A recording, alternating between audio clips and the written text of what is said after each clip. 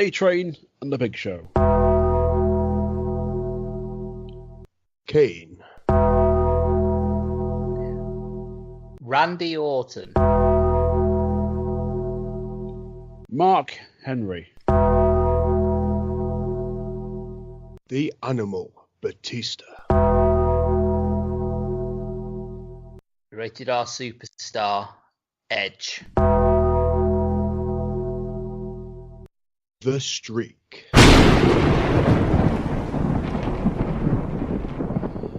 Greetings, grapple fans, and welcome to week 3 of our road to WrestleMania.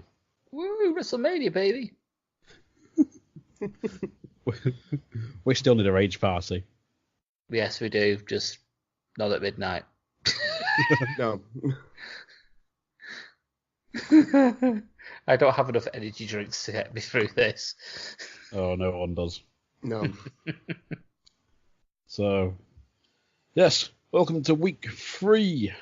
I am, of course, your host, Coxy, joined once again by the baddest man in professional wrestling. Signed, sealed, delivered. Your boy and mine. A dazzler amongst men. Moral of the story, don't meet your heroes. Especially when they're called Dick Fate. It's Billy the Boy Bunkle. How are we doing? I'm surprised Bunkle's not upset after that statement because he had 2 heroes, now he has none. He always has Alexa Express. This is true. Okay, maybe he has 1 left. And the other voice you can hear, he is a man who is half a man. Oh, on time this time. Yeah. It's Paul, the fat guy Flinders. It is, it's me, it's TFG. I'm not the Flaming Grill no more. You could call me the Slimming Worlds of the TSW, why not? I have a tuxedo to fit into. The slim woman. The Slim Woman, The Slim yes. Woman. Apparently it's International Women's Day when we're recording this, so... And it's 2019, so I can assume whatever gender I like. Yep. It technically it's not, because it's the day after International Women's Day now. Oh yeah, by 5 minutes. Oh, we fucked that up. So it is, so fuck it.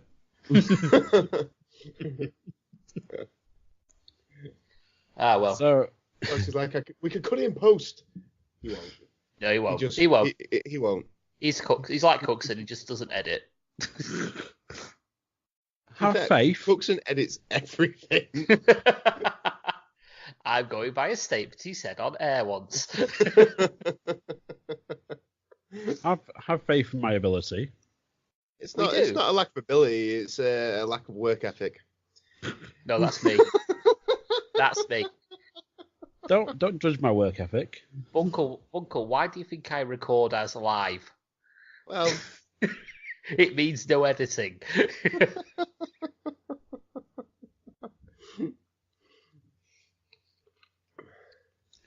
I'm giving the secrets away, aren't I, here? Yeah, you're just shitting on the magic. Ah, well. So, of course, on part 3, we're going to take you through from number 11 to number 16. Yeah, fairly mixed bag, this lot.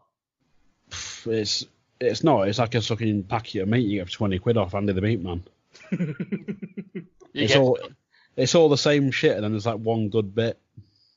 Well, yeah, to be fair, it's not quite as good as the last 5 that we did, but it's not bad. Is the way I looked at it. It's certainly not 1 to 5. No, it's not 1 to 5 bad. Come on. Well, we'll see about that. So, first of all, we're going to journey back to the 30th of March 2003 in Seattle, Washington, to WrestleMania 19. It's A-Train and the Big Show in a handicap match against The Undertaker. Yeah, which is the only handicap match Taker has at WrestleMania, and also the last Mania is Badass Taker. Oh. This is also meant to be a tag team match originally, wasn't it? It was. Yes. It was, because his tag team partner was supposed to be Nathan Jones, but they basically, was scared shitless that he was green as goose shit going into WrestleMania. And you thought, fuck it, we'll take him out on heat. Yeah.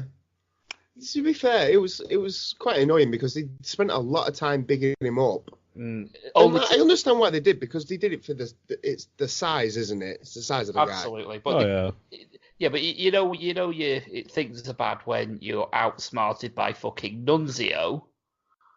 Yeah. There's a little bit of like a promo package sort of thing, sort of replay of earlier what happened in the night on Heat, and you see Nunzio walking out the changing rooms, and next thing there's a couple of other guys there. It was the whole FBI, wasn't it? It was, but it was Nunzio that got him to follow him, sort of thing. It's like, yeah, okay, so yeah, you don't look great now, mate. Nathan Jones gets jumped by some jobbers and actually gets his ass kicked. What?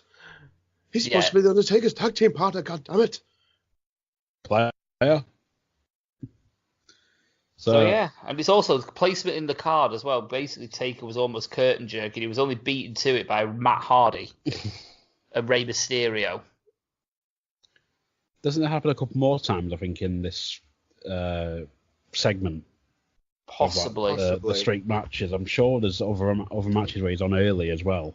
I think this is possibly around about the time when probably Taker was possibly the lowest on the card in his career at this point. Arguably. So.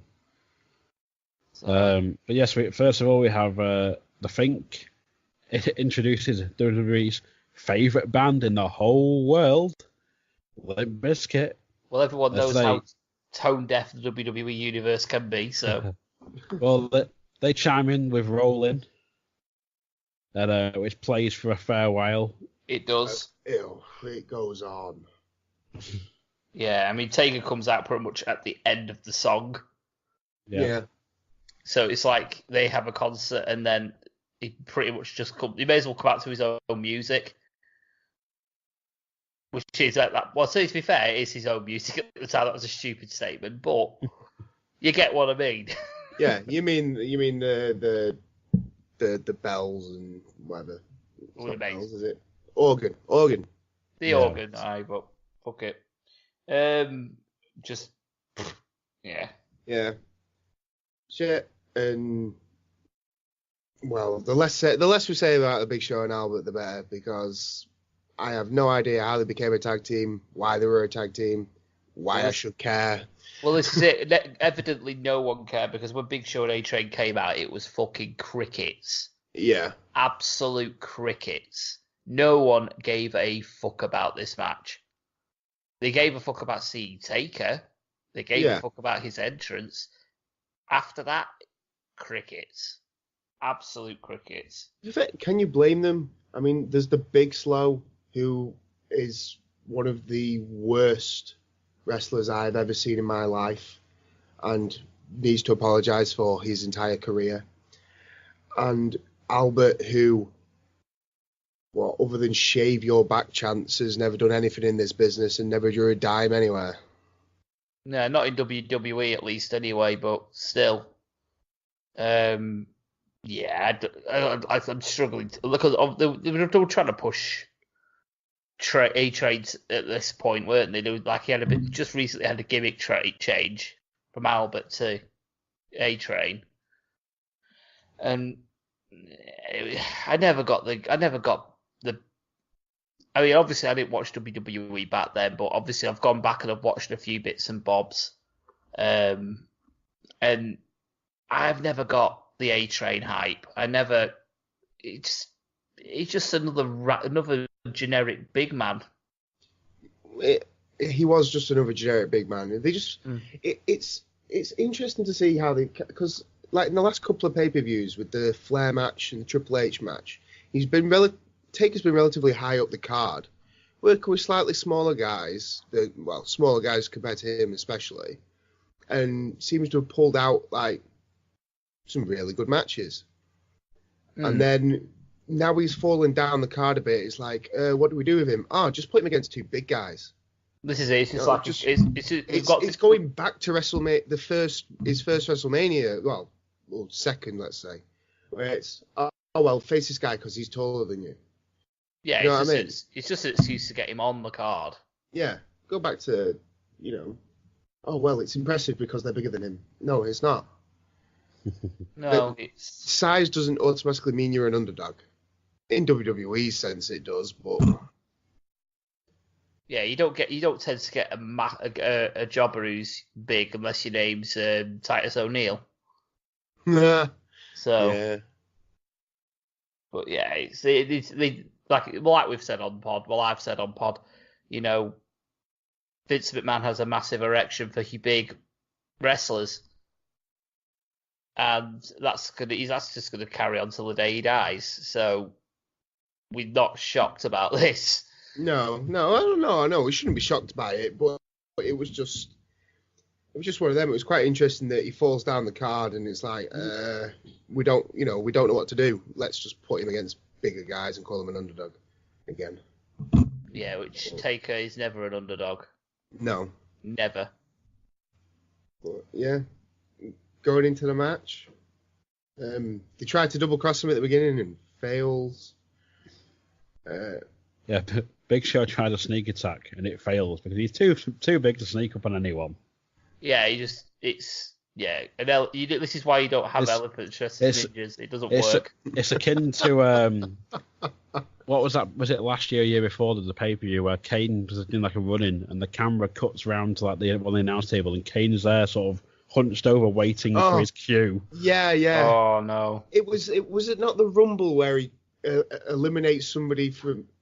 He was already been eliminated, but then he eliminates somebody else by dragging him over the top rope. Can't remember which one it was. Everybody went mental about it. It was that, but I thought it was an actual match where we had meant to have done like a run-in. Oh, he was just sort of there, and everyone's like, that shouldn't have been seen. Yeah.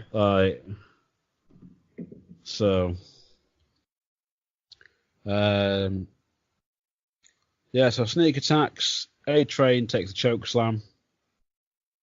They eventually get down to the whole tag team format because it's a 2-on-1. I was going to say, that choke slam goes for a 2 count and Show has to save the match. That's like 10 seconds in. Just remember this, by the way. You've just said it goes to a regular tag team match. Just remember that when we get to something later on. Yeah. Because there's a massive problem with this match. Huge problem. And it's not the Big Show for once. No, it's not. There's a huge problem. So Taker counters a choke slam into a Fujiwara. Yeah. Then randomly applies an armbar as well, which looked really weird. Yeah. Well, you don't. Taker's always looked weird doing submissions to me. It's a guy that size, Well, how late did it take him to introduce the Hell's Gate? That actually kind of fits. But that doesn't come along until, like, what are we on now? We're on 19 now. So the time when it actually... I think it's Edge, isn't it? Yeah. 20. So that's 24. So still 4 years away from the Hell's Gate making an appearance. So it kind of fits his character in a way. Just the name itself, but it's a bullshit move. We know that, but in a way, because of the way it's applied, it makes sense. Whereas you don't see Taker as some sort of MMA style. I'm gonna put you in a fucking Fujiwara armbar kind of like wrestler. You see him as a striker, as a power move wrestler, as an agile wrestler, not a submission specialist. I say at this time where he's the American Badass, he's a brawler, really. Oh yeah. He's basically a big version of Steve Austin.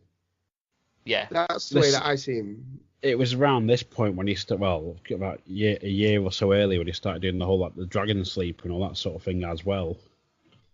Yeah, the Dragon Sleeper, that was never one for me either. Really. He does it to Arn Anderson. He does it to Arn Anderson in the Flair feud. But again, like, I don't know, it just, Taker doing submissions just doesn't look right. He should, I know every now and again Stone Cold Steve Austin would break out the $1 Million Dream, but he was trained by the $1 Million Man. Yeah. So it can't, well, at least in storyline. So that made sense. Taker pulling out submissions is because, Taker decided that he wanted to do it this match. It's like, it's almost like somebody went to him, hey, old school where you work the arm. You ever notice that you never do any other move to the arm in any match you're ever in? Oh, shit, yeah, that doesn't really fit psychology, does it? No, it doesn't. Why do you do it, you dumbass? And he went, yeah, you know what? Armbar, bitches. Armbar. 1,000 moves of doom. How many armbars? 800. So, yeah. Taker basically copies the first part of Jericho's move of Zoom, so... And then we'll somehow end up in an abdominal stretch war. Why?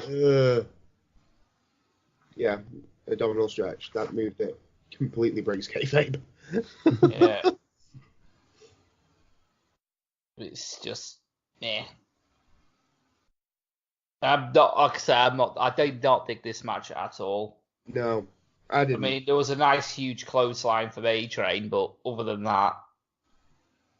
There's not a lot to go on here. Like, it's paint by numbers with odd rest holds. And like doing the abdominal stretch, it's odd for guys this big to be doing that. Yeah. I'd rather forget how long the match needs to go. Yeah. Take all your rest holds, pop them off, make the match 2 minutes shorter, and have the comeback spot as an actual comeback spot, like fighting back out of a corner or something. You know what I mean? The idea is to try and get the crowd into it a bit more. Well, the crowd does not give a shit about the Big Show and Albert. They could not care less who these jabronis are. They are there to see Taker come out and kick some ass. Let's have a nice 5 minutes. Taker beats the piss out of him, and then pins Albert, and we go home happy. Absolutely, but no, you've got to have all this like shit and then slaps and things like that. One thing I will mention, A-Train shouts, "You're no big dog," to which Cole mentions his yard. So obviously, the Taker eventually comes up with the catchphrase of "This is his yard," sort of thing. Yeah, it's sort of like the first mention of that. I thought it's a horrible way of sort of like trying to put that over. Yeah, I did not enjoy. No, the thing with the whole "it's my yard" gimmick, like, it really it suited the American Badass Taker, like to say, "Oh, it's my yard" or whatever. Yeah, when you see a guy who's supposed to be an undead creature going, "It's my yard." Well, technically, do we believe you're alive? Do we believe you're not? Do we believe you have magic powers? Do we believe you don't? It's like, and you're calling something a yard. It's like, you're supposed to kind of be above, like, "Here's my garden." You know what I mean? It's my garden. I built this fence. Oh, right, okay. This is my graveyard. No, I don't even mind, like, now Roman Reigns does the whole "it's my yard." Yeah, fine, because he's the big dog. Yeah, that's fine. I wouldn't be shocked if he had pissed in the ring at one point. Fine, I get it. Dogs do that. They piss all over the yard. It fucking works. That's what the crowd did to this match, let's be honest. Well, yeah, that's true. Pissed all over it. So, getting back on track. A-Train hits a bicycle kick. Show hits a choke slam, and then Nathan Jones runs in. Runs in like Leroy Jenkins. Well, he runs in like bloody Charles Robinson, if anything. Well, there's that bit in Monty Python and the Holy Grail where you see the guy coming from a distance, and it's like the drums like, and he doesn't get any closer, or it's just keeps cutting back to the two guards. You just hear, and the guy's still running, but he's not got any closer. And it happens about 4 or 5 times, and the two guards are there. He just runs past, stabs one of them, and the other one just goes, "Hey!" as he runs past. That's pretty much the distance we're going for here. It was a very long ramp, and what being funny from the time, because let's be honest, Big Show's not a small man. No. He is a rather tall gentleman. So he would have seen Nathan Jones possibly coming from the ramp. And if that was the case, you would get Taker up quick as you can, showstopper the bitch, and free count him before Nathan Jones gets anywhere near the fucking ring. Yep. But no, this does not happen because wrestling. Because Taker don't job to no bitches. Exactly. So Nathan Jones comes down, takes out Big Show on his own. Undertaker's been battling this guy for nearly 10 minutes. Big Show, then a big boot from Jones to A-Train, which leads into a tombstone for Taker for the 3 count. Now, this is where I have a big problem with this match. A huge problem with this match, because bear in mind, remember, this is a regular match. Tag team rules handicap match. I have written down word for word, and I quote, "Okay, big problem. It's a handicap match, but otherwise normal rules." So why is this not a disqualification when Nathan Jones attacks not only Big Show, but A-Train in front of the fucking ref? 100% agree. Because booking. Yeah. So in theory, this should be the first loss for the Undertaker at WrestleMania, thanks to green as goose shit Nathan Jones. At the end of the day, it's frustrating because with these things, it's like wrestling has these. It has rules, and it has rules for a reason, to give the match a structure. And not only that, sports have rules, and we're supposed to be watching a folk sport, so it's meant to have some sort of code of conduct. Yeah, but at any point, WWE can just go, "Oh yeah, no, I'm just ignoring the rules this time." I'm sorry, just tell us you're going to ignore the rules. No, referee's discretion. Remember? Yeah, but referee's discretion, bullshit. It's like when they lose. And then they point at the Titantron to show that the tights were being pulled, and then they say, "Oh no, we're restarting the match from now." Bullshit. Shut up, you whiny bitch of a face. You are no longer a face because you're whining about it like a bitch. You're now a heel. Like a heel. It's more the fact with that's when they do stuff like that. It's very selective on when it happens. It's like it's also like the 30-day title defense thing. It has to be defended every 30 days, and it only sort of comes in when they want it to. The rematch clause is another one. They've scrapped the rematch clause now. Yeah, but it used to be a big thing, like where we must have rematch because it serves the storyline. But if someone's getting released and needs to drop the title, where's your rematch? Yeah, but I mean, like with Lesnar, someone pointed out I think it was Bray Wyatt or someone, like, they have to defend their title within 30 days, and then of course, like, we went 2, 3, 4 months without a defense from Lesnar, and everyone's sort of saying, "Well, where's his whole clause on his 30-day title defense or whatever?" And it's like, Lesnar's a special case, right? And it's like, no, you've not thought about it properly, no, right? Yeah, it's a load of shit, basically what we're saying. Yeah, it is. It's bullshit. It is bullshit. Yeah. This match was awful. Awful. Boring. Yeah, it wasn't great. It was not great. Just fucking boring. Paint by numbers crap. I could have seen that on SmackDown. I could have seen it on Sunday Night Heat. You could have seen that ECW December to Dismember. Well, Taker hits the tombstone and gets the win, and puts it at 11-0 in 9 minutes and 42. Yay! It felt longer. It did feel longer, a lot longer than that. I given it. I was out of casket, so I've given it a 1. I gave it 0.5. Jesus, I mean, it was better. It was better than Gonzalez. It was better than Snooker. But... Snooker got a 0 and Gonzalez got a -5, so I'm on.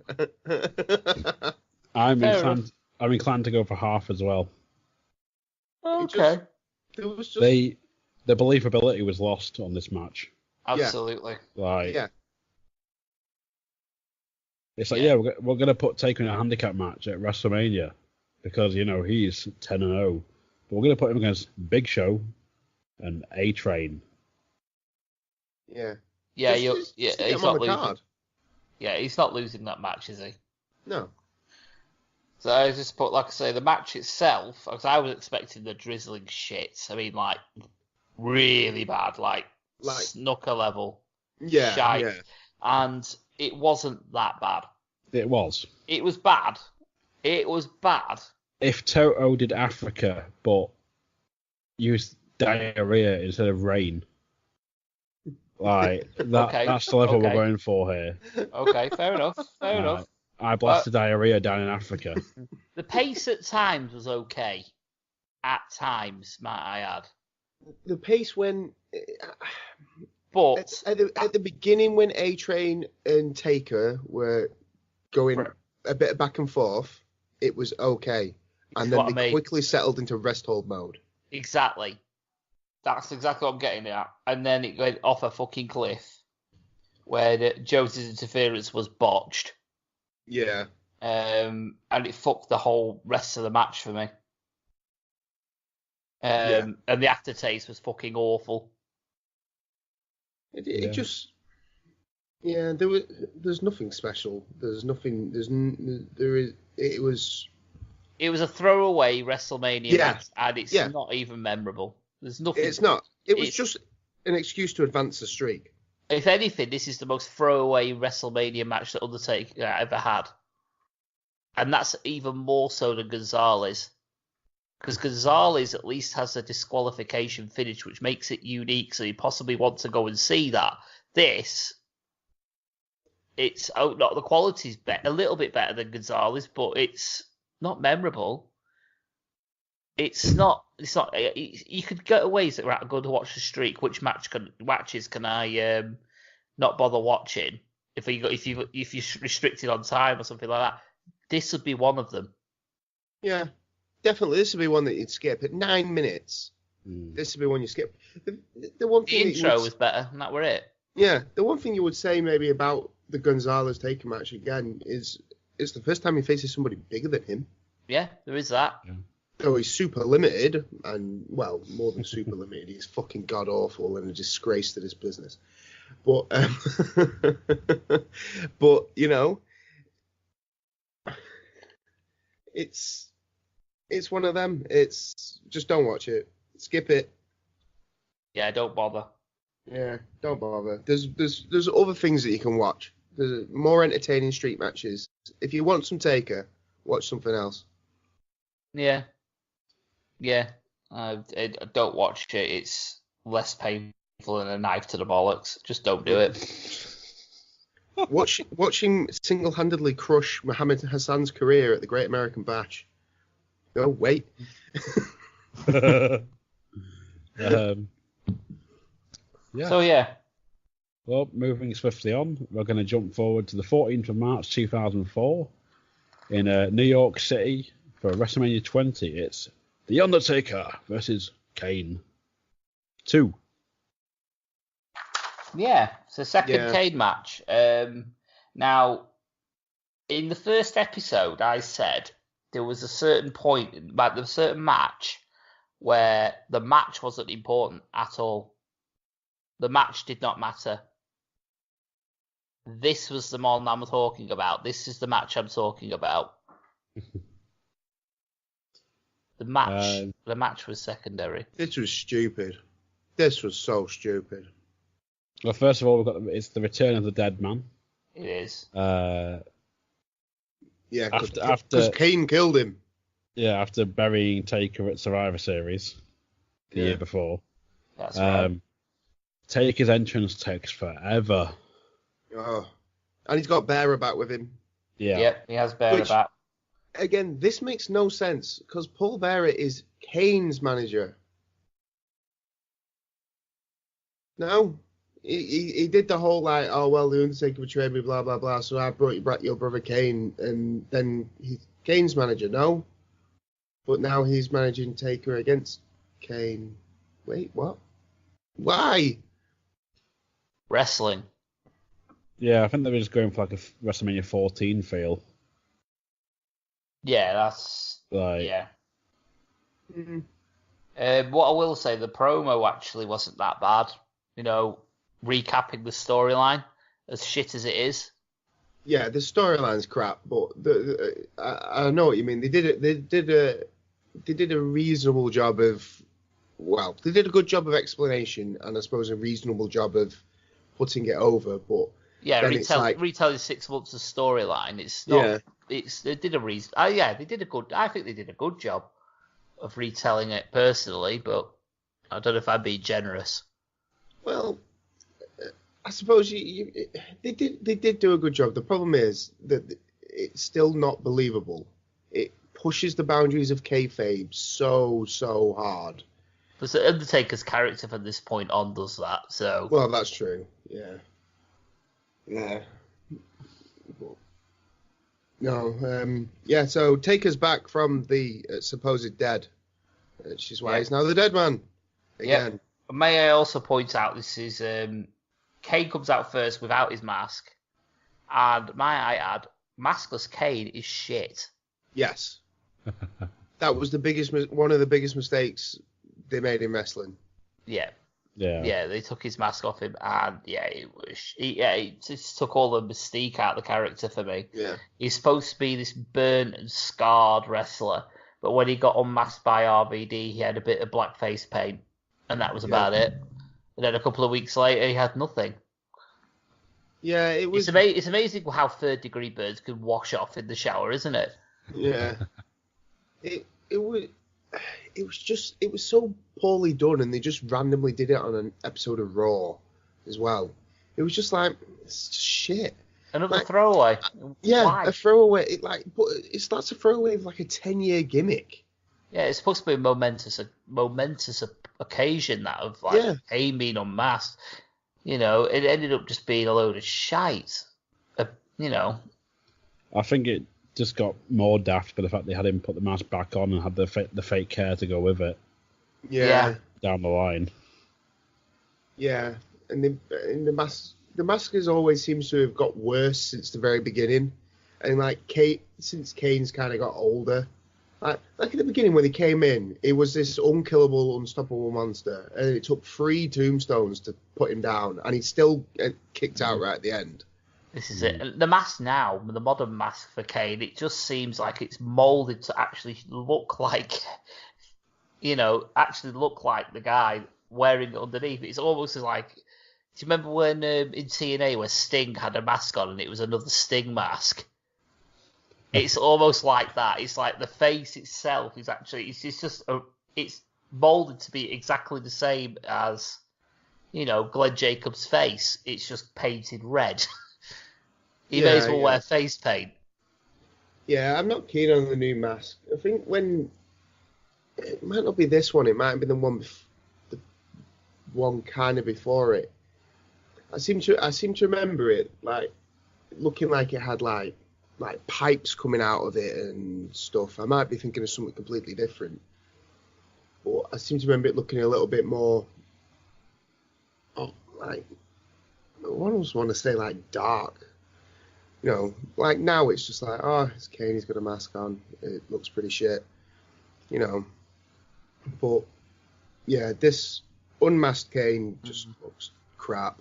And what you got to remember is the remasking of Kane brought about corporate Kane, and that was even worse. Oh, God. And that in turn brought us corporate Baron Corbin. Exactly. Yeah, there's reasons why I don't watch today's product. That is one of them. But yeah, jumping into the match. Taker pretty much dominates. Oh, you can't forget right at the beginning, Kane shouting, "You're not real! You're not real!" and trying to touch him. Yeah. There's the audible when Kane is on like getting some offense in, and he shouts, "You shouldn't have come back!" Yeah. And I had to wind it back, going, "Who the fuck said that?" And it's like, "Oh, Kane said it. That was weird." Say what I did like about this in the build up before the actual anyone touched was Kane selling the disbelief. I really enjoyed it. Oh, it was good. It was good character work and psychology on Kane's part. Yeah. Yeah. Again, it's pushing kayfabe. Yeah. To a degree, yeah. You know, you have to suspend your disbelief to somewhat to enjoy wrestling. Yeah. And there are limits to that. Man who magically can come back from the dead. Yeah. you know. Well, did anyone else notice the similarities to the Jimmy Snuka match, where he basically was no-selling absolutely everything? Taker was just no-selling everything. I think it was just that thing for this match, really, because he'd been away for 6 months, whatever, and then he's had time to pretty much like reinvent himself as the dead man and all that sort of thing. So it's like when he first comes in, you got to have that factor at the end of the day with it, really. He did similar when he debuted as the American Badass at Judgment Day 2000 or whatever it was. He pretty much he takes a bit of offense, but he pretty much no sells a lot of shit. Right. Yeah. I said there's not too much that actually happens in this match. I mean, Kane gets a bit of his shit in. Taker gets a lot of shit in a very brief amount of time. Yeah. It's very much, I found it very much sort of going through the motions.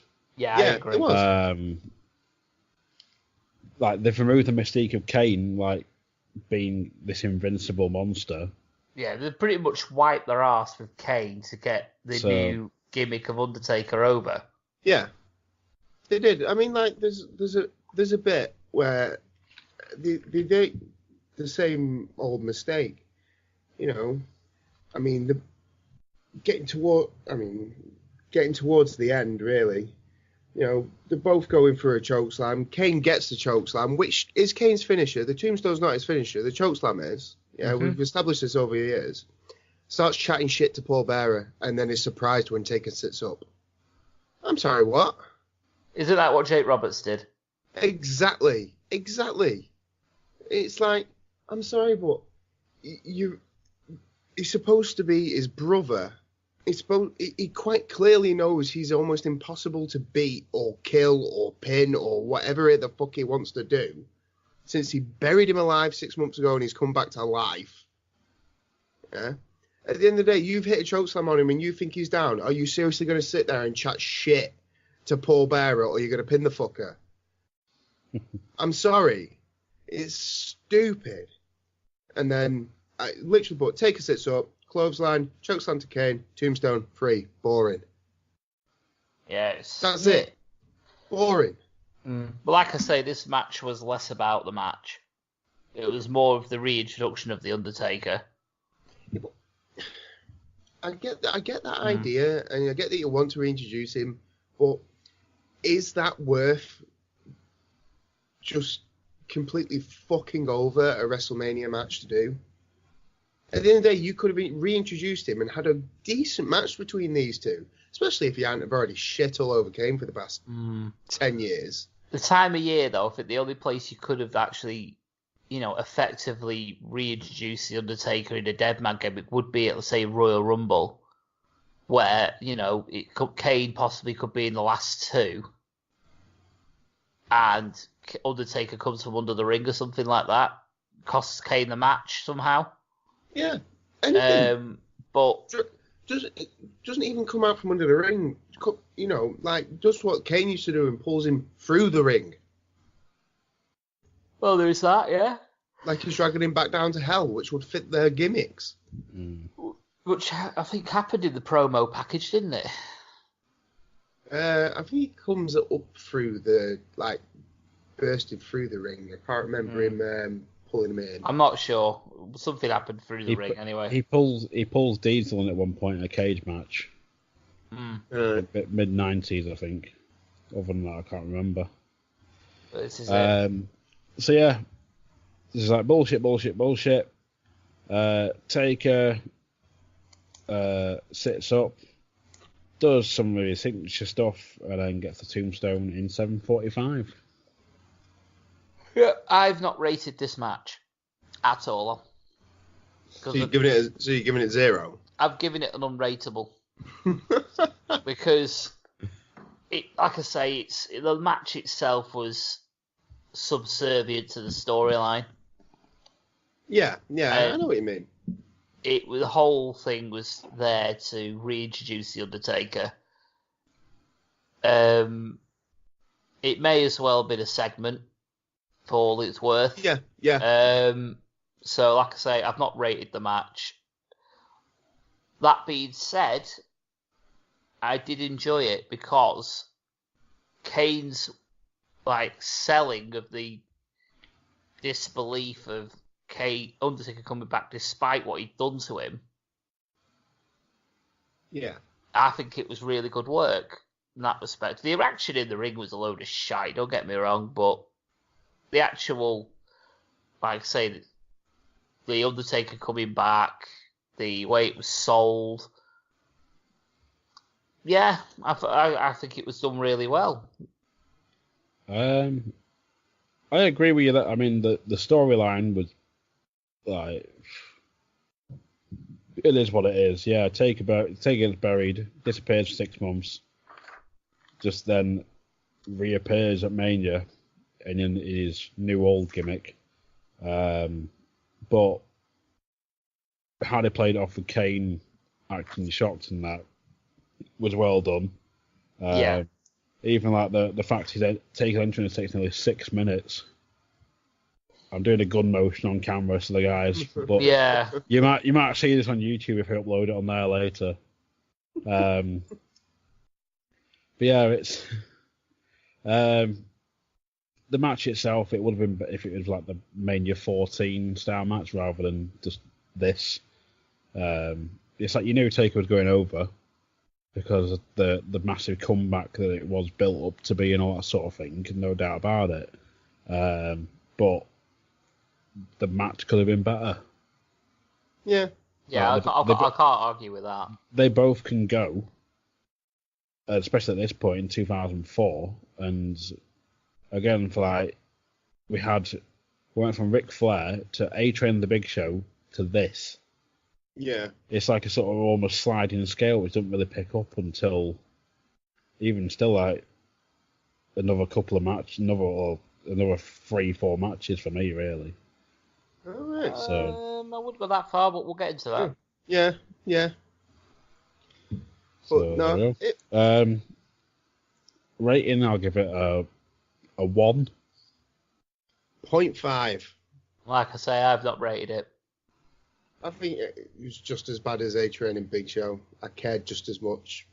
It was just throwaway. In ring, it was. Yeah.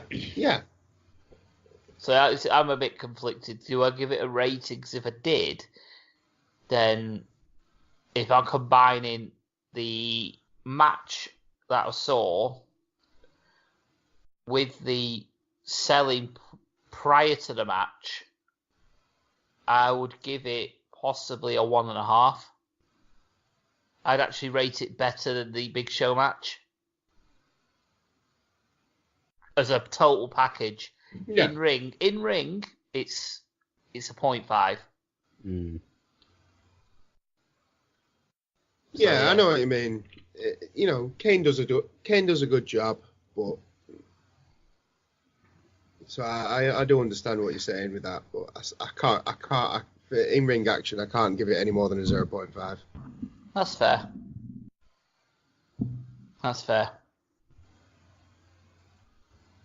So Yeah. Up next, we're going to travel to the 3rd of April 2005 in Los Angeles, California. It's the Legend Killer Randy Orton versus The Undertaker. Yeah.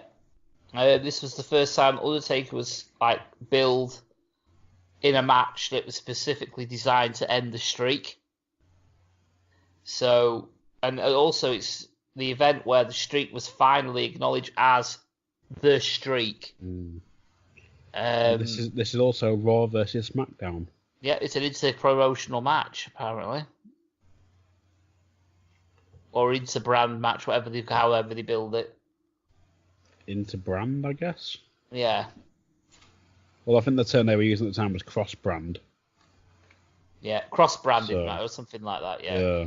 It like you say as well, it was in the middle of the Randy Orton Legend Killer match, so it made sense that Randy Orton would go for Undertaker at WrestleMania if he's going to end the streak. Because he's ended two things in one go. What they also do in the promo as well is they make a really good job of developing the Undertaker's character. Of WrestleMania is now part of Undertaker's gimmick. Yeah. And as the years go on, you notice that more and more and more. To the point where it gets basically is his entire character post Shawn Michaels 2. So yeah. it's like I said, they do start to acknowledge it more year and year. But it's this one I noticed that is actually they made a conscious effort to let you know that that the Taker's an integral part of WrestleMania, and WrestleMania is an integral part of the Undertaker. Yeah. Well, Taker still has a sort of semi. What's the word? They keep the kayfabe alive as he glides to the ring. Yeah, he didn't glide. No, he didn't glide. Bullshit. Well, in kayfabe. Yeah, I suppose. Just give me 1 second. Yeah. I'm going to move the hamster. What that means is he's going for a wee. He is moving a hamster. He is literally moving a hamster. And that cage is pretty special. It looks like a circus. So, I would live in that. I'm short enough I may actually fit in it. So, Orton comes out, and the weirdest thing about this, first of all, it's the old Orton. So there's less tattoos, he's the old theme. Yeah. Which is I really prefer. weird. I prefer the old theme. I think it fits in better. What was it? Burning My Light, or whatever it was called. Yeah, that's the one. Yeah, and then there's something mentioned about legends. I don't know if you picked up on this, but apparently they list Rob Van Dam as a legend at this point in 2005. I'm like, are you sure? Because obviously, they're going by the Legend Killer gimmick and they're rattling off the guys that Randy Orton's knocked off, and in that bracket of legends of the names that they bring out, Ricky the Dragon Steamboat and things like that, Rob Van Dam in 2005. I didn't think Rob Van Dam was in that league yet in 2005. I wouldn't have said so. No, so I was a little bit confused by that. From the Harley Races to the Ricky Steamboats to the Rob Van Dams. Never mind that shit. Here comes Mungo. Yeah, there was. I was like, yeah, Cole, you're chatting shit, mate. Yeah, you're cracking shit with shit. So getting into the match, Taker stalks Orton, and Orton's trying to avoid getting cornered, and just chooses to slap Taker in the face. I quite like that. Yeah, throwing a bit of disrespect in it. Yeah. It fits into his character as well as the Legend Killer. Because Yeah. the Legend Killer gimmick is basically he just does not respect people that have been in the ring before him. Mm. And that fits it perfectly. Absolutely perfectly. But Taker also gets to give us basically a bit of disrespect of his own. So I've written in my notes literally as Taker says fuck off to an RKO by dumping Orton to the outside. That literally is at the fuck off spot, isn't it, really? Yeah. Yeah. He literally he goes for the RKO and I think he just literally just pushes him over the top rope. Yeah, he does, yeah. Just fuck off. So yeah, Taker goes to the leg drop, the apron leg drop. Yeah, which is staple. Yeah. Then gets him back inside and goes for old school. Yeah. There. But then we have to see Orton in the corner. Taker goes for a leg drop, misses, and straddles the turnbuckle. Goes along the apron where Orton drop kicks Taker and Taker smashes into the barricade head first. This is the point where Taker starts taking bigger bumps as well. I think he's having to bump more. Yeah, he's having because people aren't buying it. That's No. To me, he feels like he's got to put a bit more of a show on. Yeah, I agree. It's that thing really. There's only, especially at this point when he's 13-0. Yeah. Yeah. And he can't really. There needs to be some believability. Like he can't just be selling everything. Yeah. Especially as he's getting to opponents like Randy Orton and Edge and Batista that are coming up. These matches get longer, so if you're selling everything, it's gonna be shit. Yeah. Why would the audience stay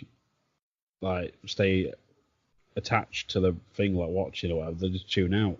Yeah, they wouldn't be invested. Fuck it, I'll go and get a beer, I'll go and have a piss or whatever. Like. Yeah, Taker's gonna no sell for 25 minutes. Fuck it, I'll go for a piss and get a hot dog. Absolutely. Yeah. So what's the point? Yeah, it's one of them. It is. He had to start making it look like there was a chance he'd lose, because otherwise, like you say, nobody gives a shit. Sorry, go on, mate. I was just saying, it's like in sports. If you're, any team, if you're watching the same team win over and over and over again, it becomes boring, and you can't root for them. Do you know what I mean? You end up supporting other teams just because you want that team to lose. Yep, absolutely. But also, when you think about it as well, when you're talking about the obviously Taker's got to sell in this match. The whole build and storyline for this match relies on that, because the match is basically built is Randy Orton going to end the streak. Yeah, you can't sell that storyline if Taker doesn't sell. If there's no near falls where Taker's on the receiving end, you're not going to think, oh well, the streak's in danger here. Yeah. He needs to sell. He needs to give Orton something. Otherwise, the storyline is just pissed up against the wall. Yeah. To be fair, this is to me this is the match when the streak should have ended. They should have 13-0. 13 is an unlucky number. In superstition. And to me, this is where I think I really enjoyed the Legend Killer gimmick for Randy Orton. I thought it made a lot of sense, even when he had Cody Rhodes and Ted DiBiase Jr. as his entourage support, whatever you want to call them. I think it fit. Just they were all second generation or whatever it is, third generation. It just seemed to it seemed like a good stable. It seemed like it could go relatively far, and I thought, he's really good at playing that character. Like Randy Orton now is almost as boring as John Cena. You know what I mean? Okay, I've seen it. There's the reason why we call him Randy Borton. Yeah. It's been the same gimmick. This is the problem with people nowadays. They're having the same gimmick for too long. Yeah, they are. There's nothing fresh about Randy Orton. No. Like, Oh man, but the one time they did try and make him a bit more fresh when they had him join the Wyatt family, they fucking panicked and thought, oh no, fuck it, he just turned on him, he was playing him the whole time. Alright. That was decent as well. It was good, yeah, but that was what I mean, it was a good change, and then they just thought, no, fuck it. Oh, wonderful. Fucking brilliant. And he's back to being boring again. Yeah. I hear voices in my head, they tell me no sell. Yeah. They tell me stupid. They tell me another headlock, Randy. Yeah. So, where are we up to? Taker does his set up, and then they start getting a bit sloppy with stuff. Yeah, I noticed that they basically ran head on into each other at one point, which looked like a fucking miscommunication in the match. Taker locks in a Dragon Sleeper, and no one seems bothered. Nope, no one fucking cared. Bit of a double down spot. Power Slam gets a 2 count. And then Orton, copying Triple H, decides to go for the 10 punch in the corner, which leads to the last ride. Yeah. Which gets countered. Yeah. Countered, ref bump. Second counter. Cowboy Bob runs down to use the cast. Only gets 2. Yeah. Takes a boot. And as Taz mentions multiple times while he's on commentary, oh, he hit the goozle! The goozle! Ugh. Yeah, I hate that word. I put literally Taker sits up and I put in brackets, you're fucked now. Because you know for a fact, as soon as he sits up, that's it, it's no cell central. Yeah. Except, at this point, Orton whips Taker towards Bob Orton, which is on the apron, but nails Bob with a big boot. So Bob Orton's now out of the picture. Yeah. So then Taker then goes for a choke slam on Randy Orton, which is counted into the RKO. Which was cool. Which was fucking amazing. It was really cool. Really good. I enjoyed that. Yeah, I did. That only gets 2, but I think the crowd were ready for that as the finish. Yeah. I think they should have been the finish. That was there was a meaty pop, wasn't it? There was a lot of stuff going around that time of what's his name, like on the dirt sheets and that, basically say, oh yeah, Taker's gonna be the one that he's gonna lose to Orton at Mania 2021, and Orton's gonna be the one to take the streak and stuff. So I guess it suckered people in a way, but it should have been the end. It would have been a good place because Randy Orton was still an up and comer at this point, and it would have made sense to put a future top guy over. Yeah. That's what I mean. At the end of this, at this point, you can carry on the feud if you wanted to. You know, like after this, do Backlash and whatever.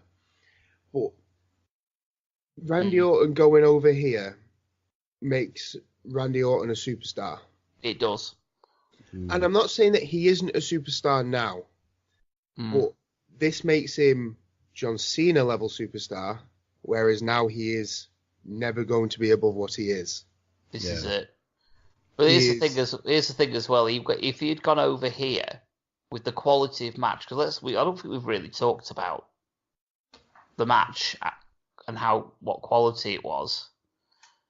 The actual match was good. Oh yeah, it was really good. I think it's really good.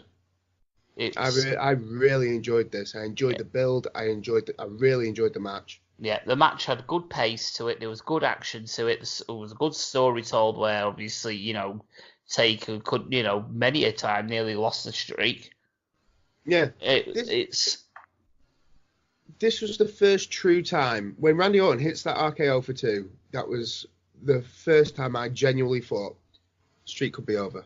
Obviously, I know now that it would, but when I remember seeing that at the time and thinking, it's fucking done it. Mm. Yeah. And then it was, and it creates that roller coaster that, I mean, we've not really had since, Triple H at 17, really. Well, I was going to say it's on close because we can finish the match. The Orton goes for Tombstone. Yeah. And then it's counted into a normal Taker's Tombstone, which goes straight into a 3 count. Yeah, so he probably watched WrestleMania 17, but then must have missed the end. Because it's the same finish, and Taker gets the win at 14 minutes 14 seconds. Yeah. Well, it's funny you say that because I've got my summary written down. It says I've put fucking great match had everything and probably on par with Triple H at 17. Yeah. Made Orton look like a star and very strong. Great action and told a fantastic story of a young upstart thinking they're the next big thing, trying to take down and prove themselves against the old guard. Loved it. I feel as well that the name being given to The Undertaker's unbeaten run that is now being recognised on the same level as a title. Yeah. Arguably a world title. So, I would say, yeah, it's coming to the point where it gets seen as more important than the SmackDown world title easily. It's certainly getting some recognition now as something of worth. Yeah. At this point, I don't know because it's possibly me thinking back and just thinking, oh, they've mentioned it now. It's now this is the point where it's actually worth it, similar to a title. Maybe back then it was like, oh, it's a nice feather to have in your cap, maybe. But I don't know. Like I said, the significance at the time, it's probably lost on me because I didn't watch it as it happened. But it's definitely a notable thing now, at least. So, especially now they bring it up because from this point on, it gets brought up every year. So yeah. It's it's definitely it's got some value. Yeah. So yeah, I really, like I say, I enjoyed this match. It was full of action, nice story told. I would have to give it 3 1/4. I'd say 3 3/4.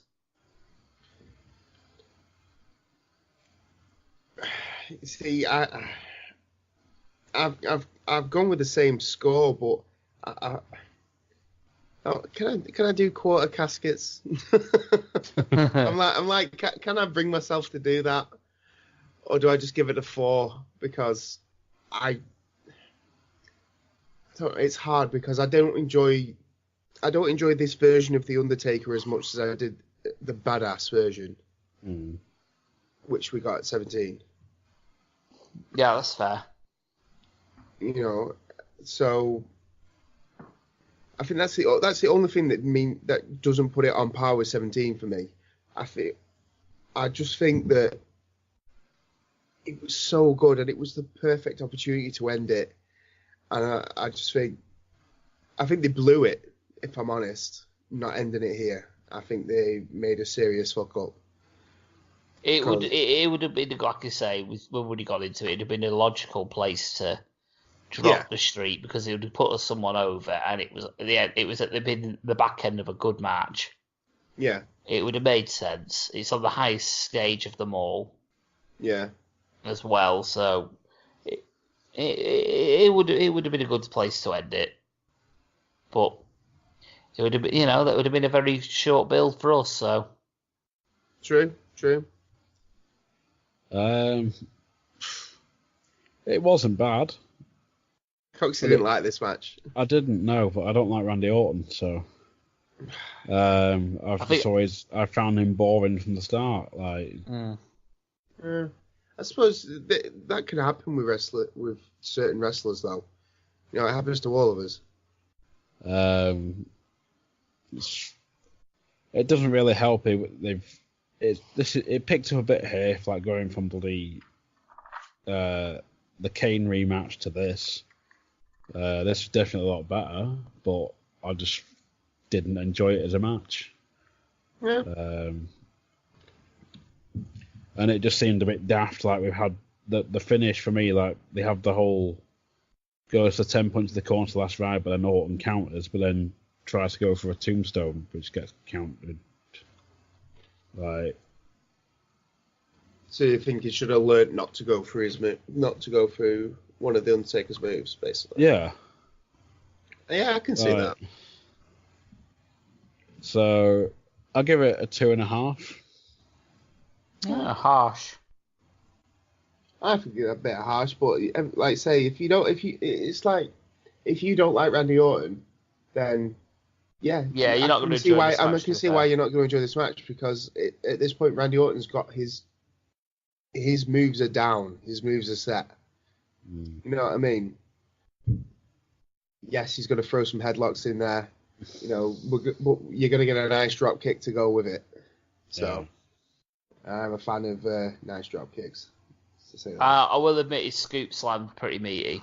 Oh yeah, the little quick power slam. Yeah, I quite like that myself. But other than that, nothing of value. And so we'll jump forward to the 2nd of April 2006. It's to Rosemont, Illinois. It's WrestleMania 22 with a casket match. It's Mark Henry versus The Undertaker. Yeah. The first and only time a casket match was used at WrestleMania, which is surprising because it's Undertaker's gimmick. Yeah. And according to my research, instead of a rumoured angle taker we went to get, that I think got teased at the Rumble this year, we got this instead. Yeah. They did do Taker Angle a month earlier, but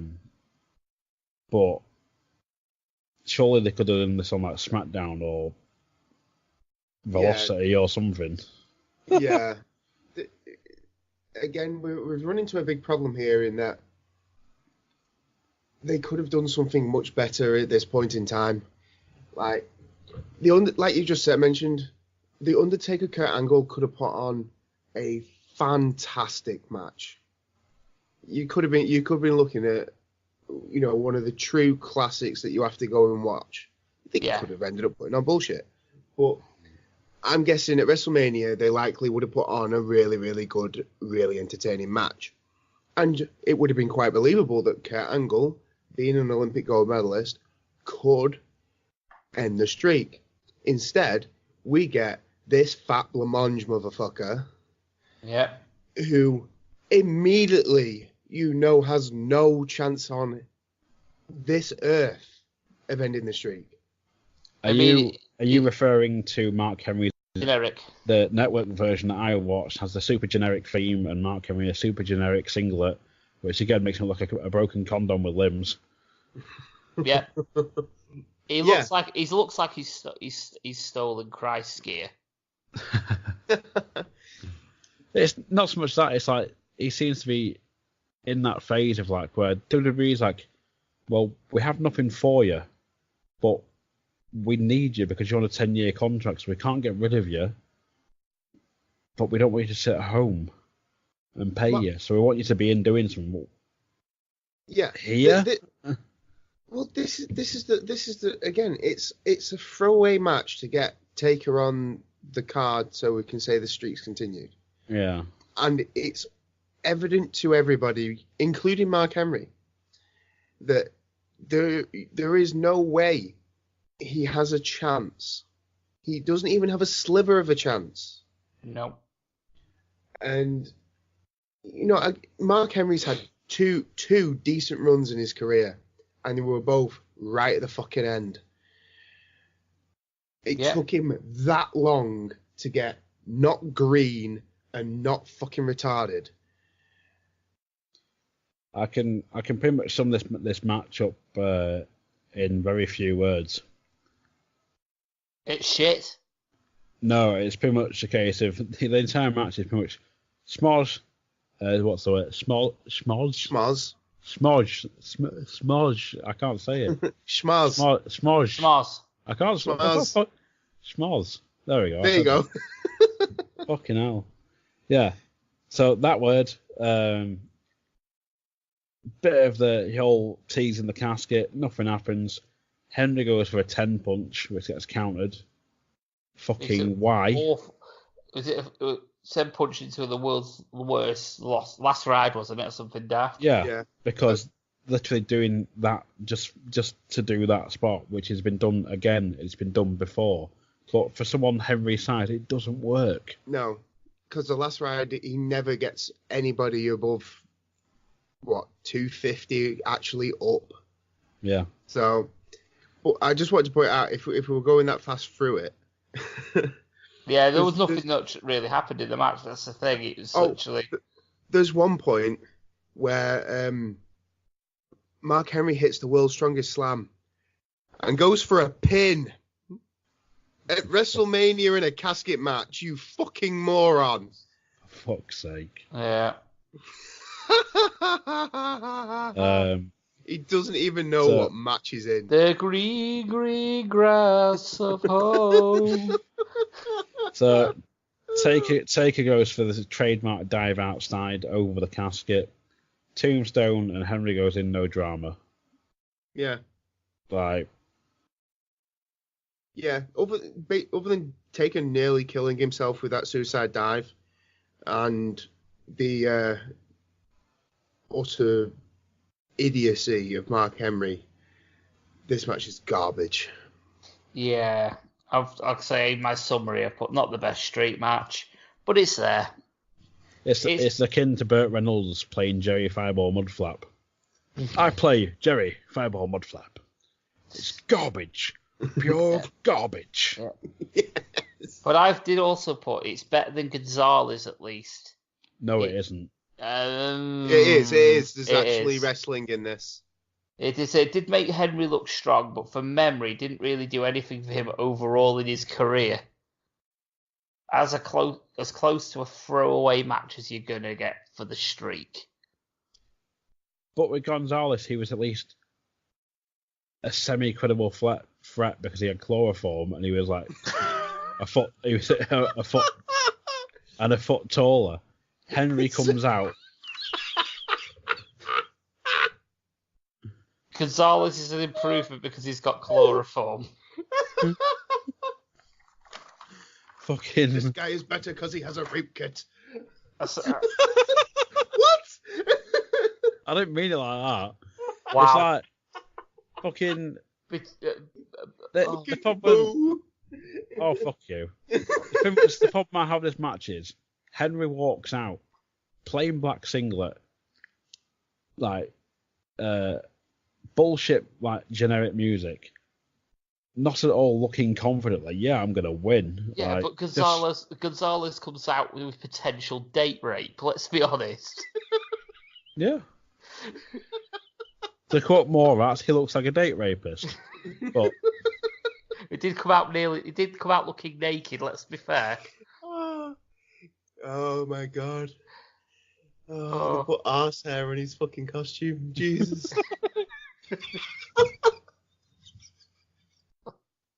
It could be worse. They could have put a Pringles can there.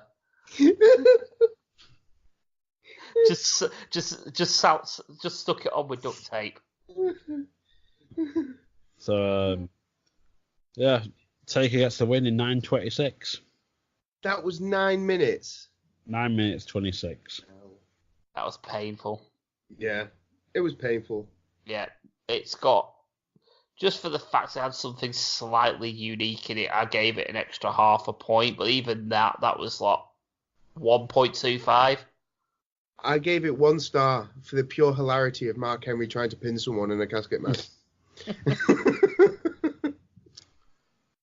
Oh dear. Half. So you did score it better than Gonzalez? Well, yeah, but I'm 5.5 stars. God, could you imagine the star rate? Could you imagine the casket rating for this match if he came out with some Rehypnol? Jesus Christ! Oh, it'd be an instant 5-star classic. Jesus! Oh no! Yeah, there was this match was crap. Yeah. Actually, having the Rehypnol just yourself and passing out is more entertaining than that match. Yeah. Well, again, if sort of in comparison to the last couple of matches, you've had A-Train Big Show, which was shit, and fucking Kane too. Kane too, yeah. Followed by Orton, which is like the whole legend killer versus legend for the streak, to this. So 3 out of 4 matches have been fucking garbage. Yeah. Well, this is it. This is what the struggle is. It's like when they have an idea of what they want to do at WrestleMania, when they have an idea for a decent story, the matches come out on the other end are great. When they fucking get to No Mercy 2 weeks out from WrestleMania, and they go, shit, Taker's not got a match. You faced Taker for the streak. Mm. We get shit like this. I'm going to say we're very lucky Yoshitatsu wasn't around at this point.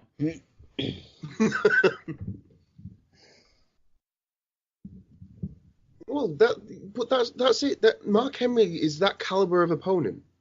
Mark Henry is no threat to anybody other than Mae Young at all in his career. Yeah, well, no, but that's it.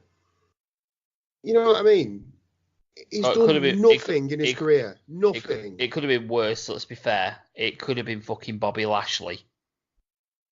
Yeah, but no, I know what you mean. But, you know, okay, Bobby Lashley is a milky brew. Yeah? But Mark Henry is a brew where the tea bag is split and you now can't drink your brew because it's fucking ruined. True. You know what I mean? He was a very good brew when he was sexual chocolate. At least he was entertaining. Well, yeah, but he was entertaining as comedy relief. Yeah, but that's better than what came out to fight Taker. Oh, yeah. Well, yeah. But, you know, why? Why? I think we spoke about this match longer than the actual match. Probably. Yeah, so let's move on. We're going to take you down to the 1st of April 2007 to Detroit, Michigan for WrestleMania 23.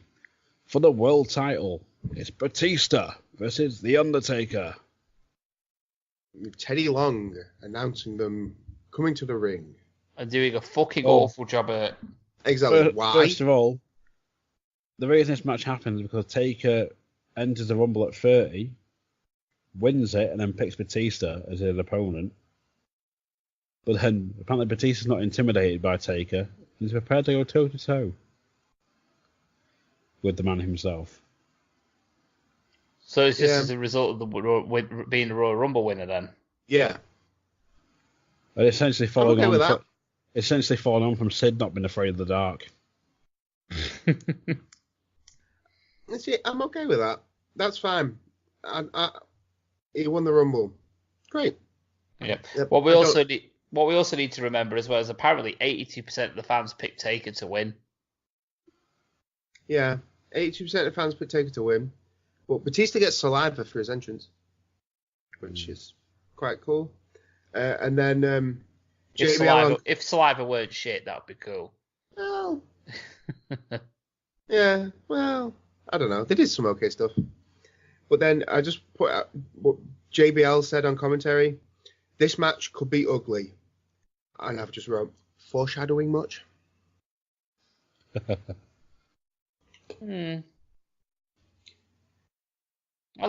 actually don't think this match was that bad. Oh, no. I'm just saying, To sell me on watching this match, you're telling me it could be ugly. That doesn't sell it to me. You know what I mean?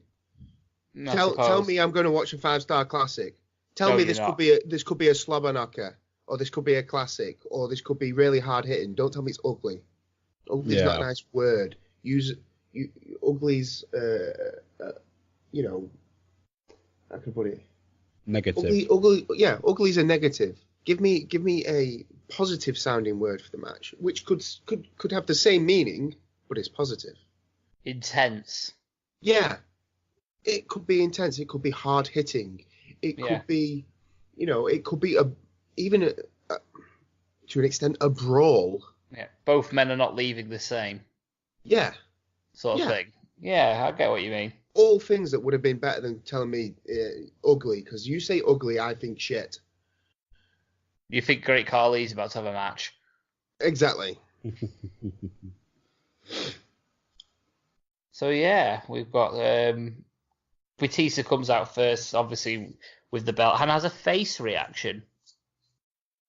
Champ out first. Yeah, champ out first because Taker's coming out with a longer entrance. It makes sense, doesn't it? Yeah, Taker's going to take forever to get out. So, and then Taker has an Exorcist sort of like inspired entrance, which was sort of cool. Didn't notice that one. No, I can't say I noticed that. It's like the little doorway in the background and coming from the light sort of thing. Oh, you mean sort of like Poltergeist? Oh, Poltergeist. Sorry, I'm getting my references fucked up. Yeah. Yeah, I don't think I've seen that movie. Don't go into the light. Yeah, so there was that sort of visual, which was cool. Well, I've got opening bell sounds. Batista with double legs him straight away. Yeah. Just pisses Taker off.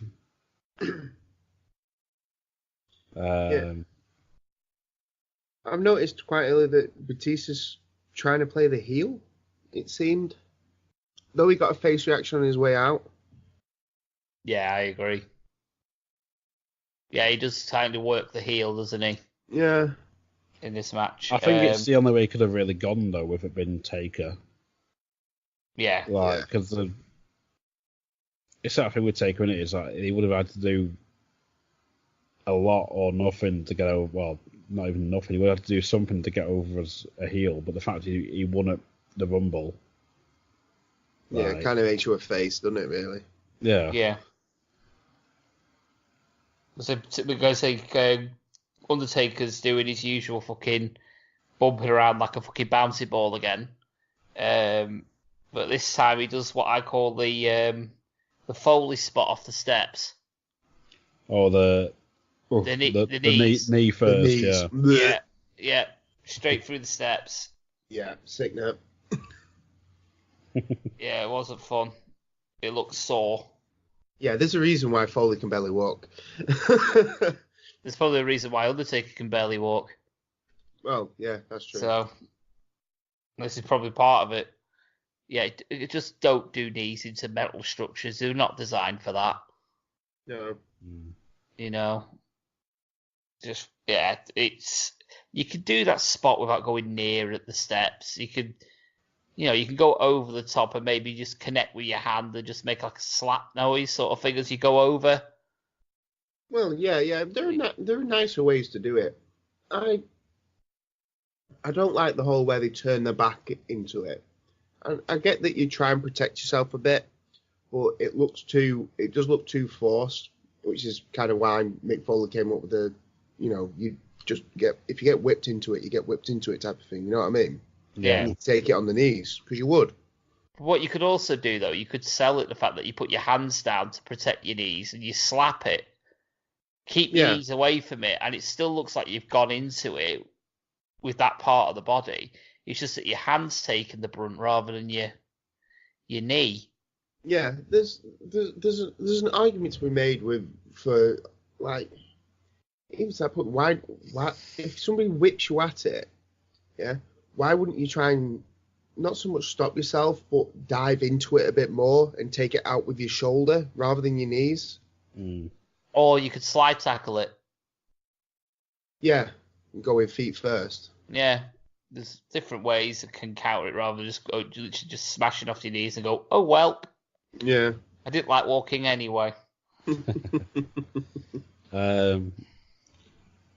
Batista pulls out some top rope moves in this match, which is quite surprising. He's and I think pulling out the stops a little bit. And for some reason, I put in my notes the crowd ejaculates when he does it.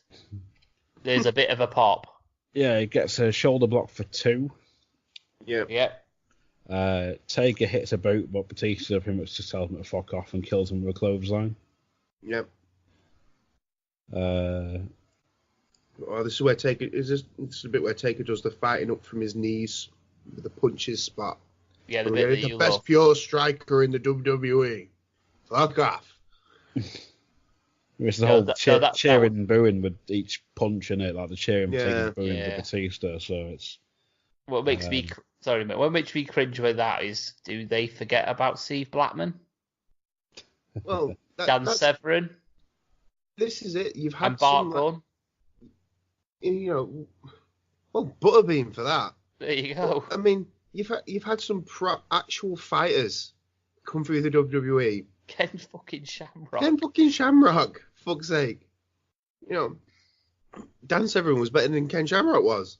But, and you're calling him the best pure striker. He's not. And the whole, punching from your knees. He cannot generate any fucking power doing that. He'd get absolutely battered. And then when he does them really, really, really quick punches, it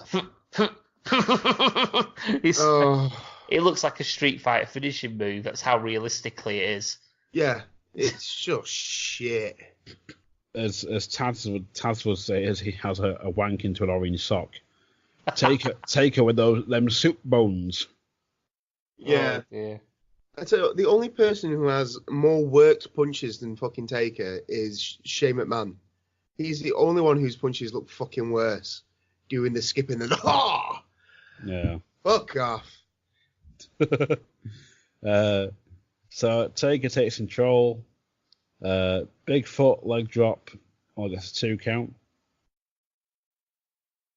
Yeah. Follows up with old school, but Batista then facts out of a choke slam. Goes for the leaping clothesline, but I don't know what happened. Whether they butted heads or something. I don't know what happened. Yeah, that was a bit of a botch. It didn't look right either way. Yeah. So Batista taking control. Batista into the steps. Leg drop. And the usual suicide dive. Yeah. This time it doesn't lead. It just leads to more boring brawling. Balling. Power slam on the announce table. Refs just seems to have lost control because he just fuck it. Yeah. Giving up counting. Back in again. Batista makes the same mistake everyone's made. He's no different. Goes to 10 punches, gets reversed because he's a fucking idiot.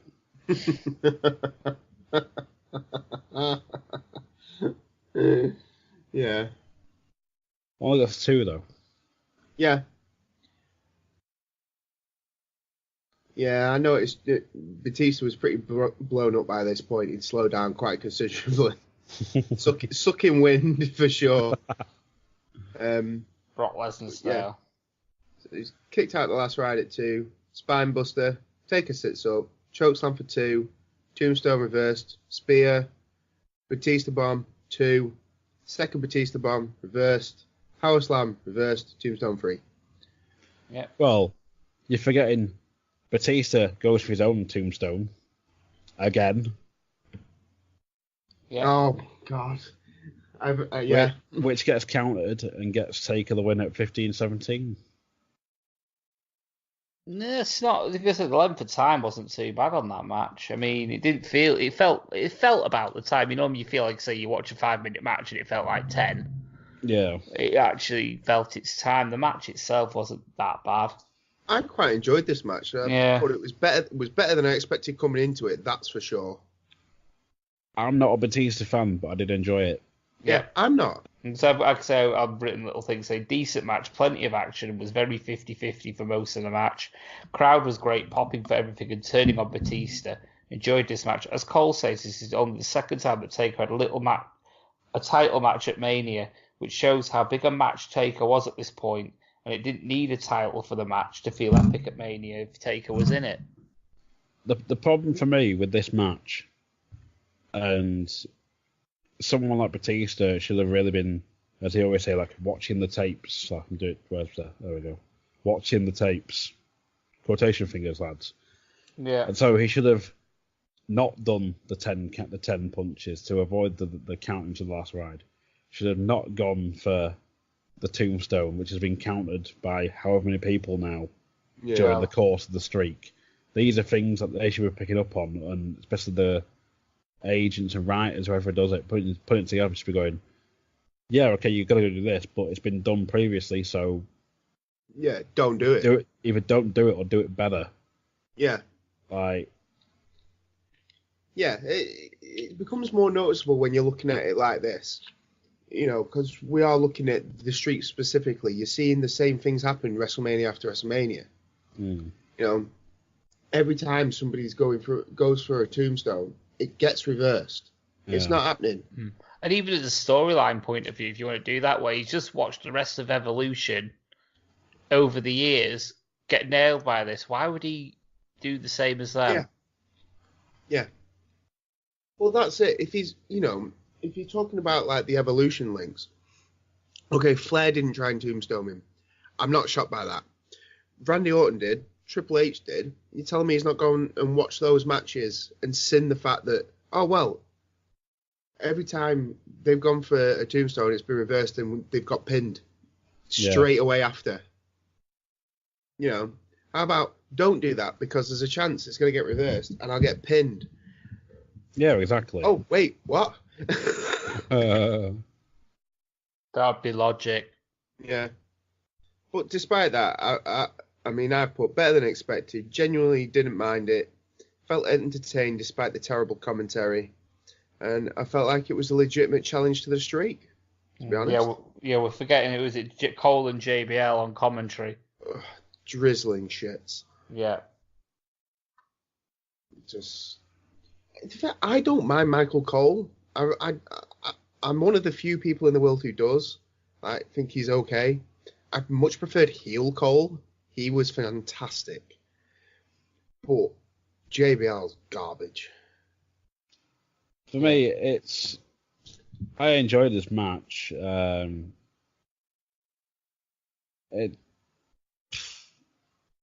lost my train of thought now. Where was I going with this? You enjoyed it? Were you going to score it? I wasn't going to score. I was going to follow up on something what you just said then, but I can't remember what it was. I got a brain fart. I spoke about shit commentary. No, before that. JBL being a wanker. No, before that. Though it's true. Better than expected. Felt entertained. Legit challenge to the streak. That was it. Yeah, I don't think it was a legit challenge to the streak because, if anything, this was seems to be more about the belt being on the line. Going off his previous, like when he won the belt at Mania 11, was it? When he took on Sid? Yeah. So, 11 or 13, I think. Well, they did mention the streak in the promo. 13. Yeah. 13, there we go. Yeah, they did mention the streak in the promo, so it was sort of like about the streak as well, because it said they put this, they almost build it as like streak versus streak, like is one of these are going to die. It's going to die tonight. It's going to be the Undertaker's streak or the Batista's like streak with the belt. Is the way they almost worded it. So it's, you know what, the streak was mentioned, but it was like passe. It would have been more credible to me than Mark Henry. Yeah, I agree. But at the same time, for me, the believability was if I'd got into this not knowing who was going to win, who'd won already, I won't really put it on Batista anyway. Yeah. Yeah, I know what you mean. I know what you're saying. Like, to be fair, I mean, you could look at it if they're not going to put it on Randy Orton, who was like, the youngest of that group, that Evolution group, and seemed to have the biggest rocket strapped to his back. Yeah. They're not going to put it on Batista, what the WrestleMania after. A couple WrestleManias after. You know what I mean? Yeah. By God, we had to get that Mark Henry match in there.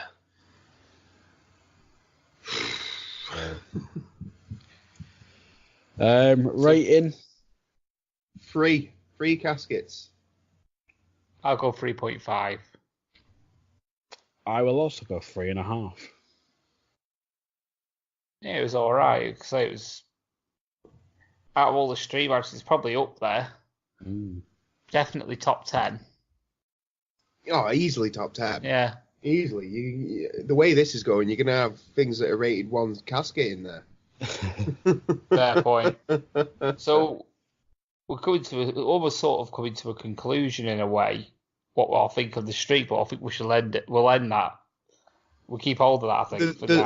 There's still a fair number of matches to get through in this streak, to be honest, and some of the better ones to get through. Yeah, this is it. No spoilers there, guys. So we're going to jump forward then to our next match and the final match on this part of the streak. It's the 30th of March 2008 in Orlando, Florida. The Rated R Superstar. Should I say I'm Sorry I Love You? It's WrestleMania 24. The Undertaker versus Edge for the World Heavyweight Championship. Yeah. So we got a promo to begin with this, saying showcasing Taker's streak and how Edge is going to break the streak any way he can, as he's an opportunist. Well, yeah. I thought the promo package was good. There was just one thing that I would point out in the promo package. Edge, is doing the voiceover, and it says, "I see the impossible and succeed." The video shows him big booting Funaki. I was like, well, it just to me, it was just like, yeah, I see the impossible and succeed. Booting Funaki. Brilliant. Yeah, that's not impossible at all. Absolutely not. Is it? But also what mentioned out in this promo as well is that Edge was also undefeated at Mania at this point. Yeah. So it's a streak versus streak match, and officially billed as. Which I didn't quite like. Pretty much just to backtrack a bit. Taker got this match by winning an Elimination Chamber at No Way Out. 2 weeks later, on an episode of SmackDown, Edge predicted he would beat Taker at Mania. 2 weeks later, he takes on Kurt Hawkins and Zack Ryder in a handicap match, but loses. Undertaker interferes following week. Leads to some stuff with Vicky Guerrero announcing a burial of The Undertaker and The Undertaker's WrestleMania streak.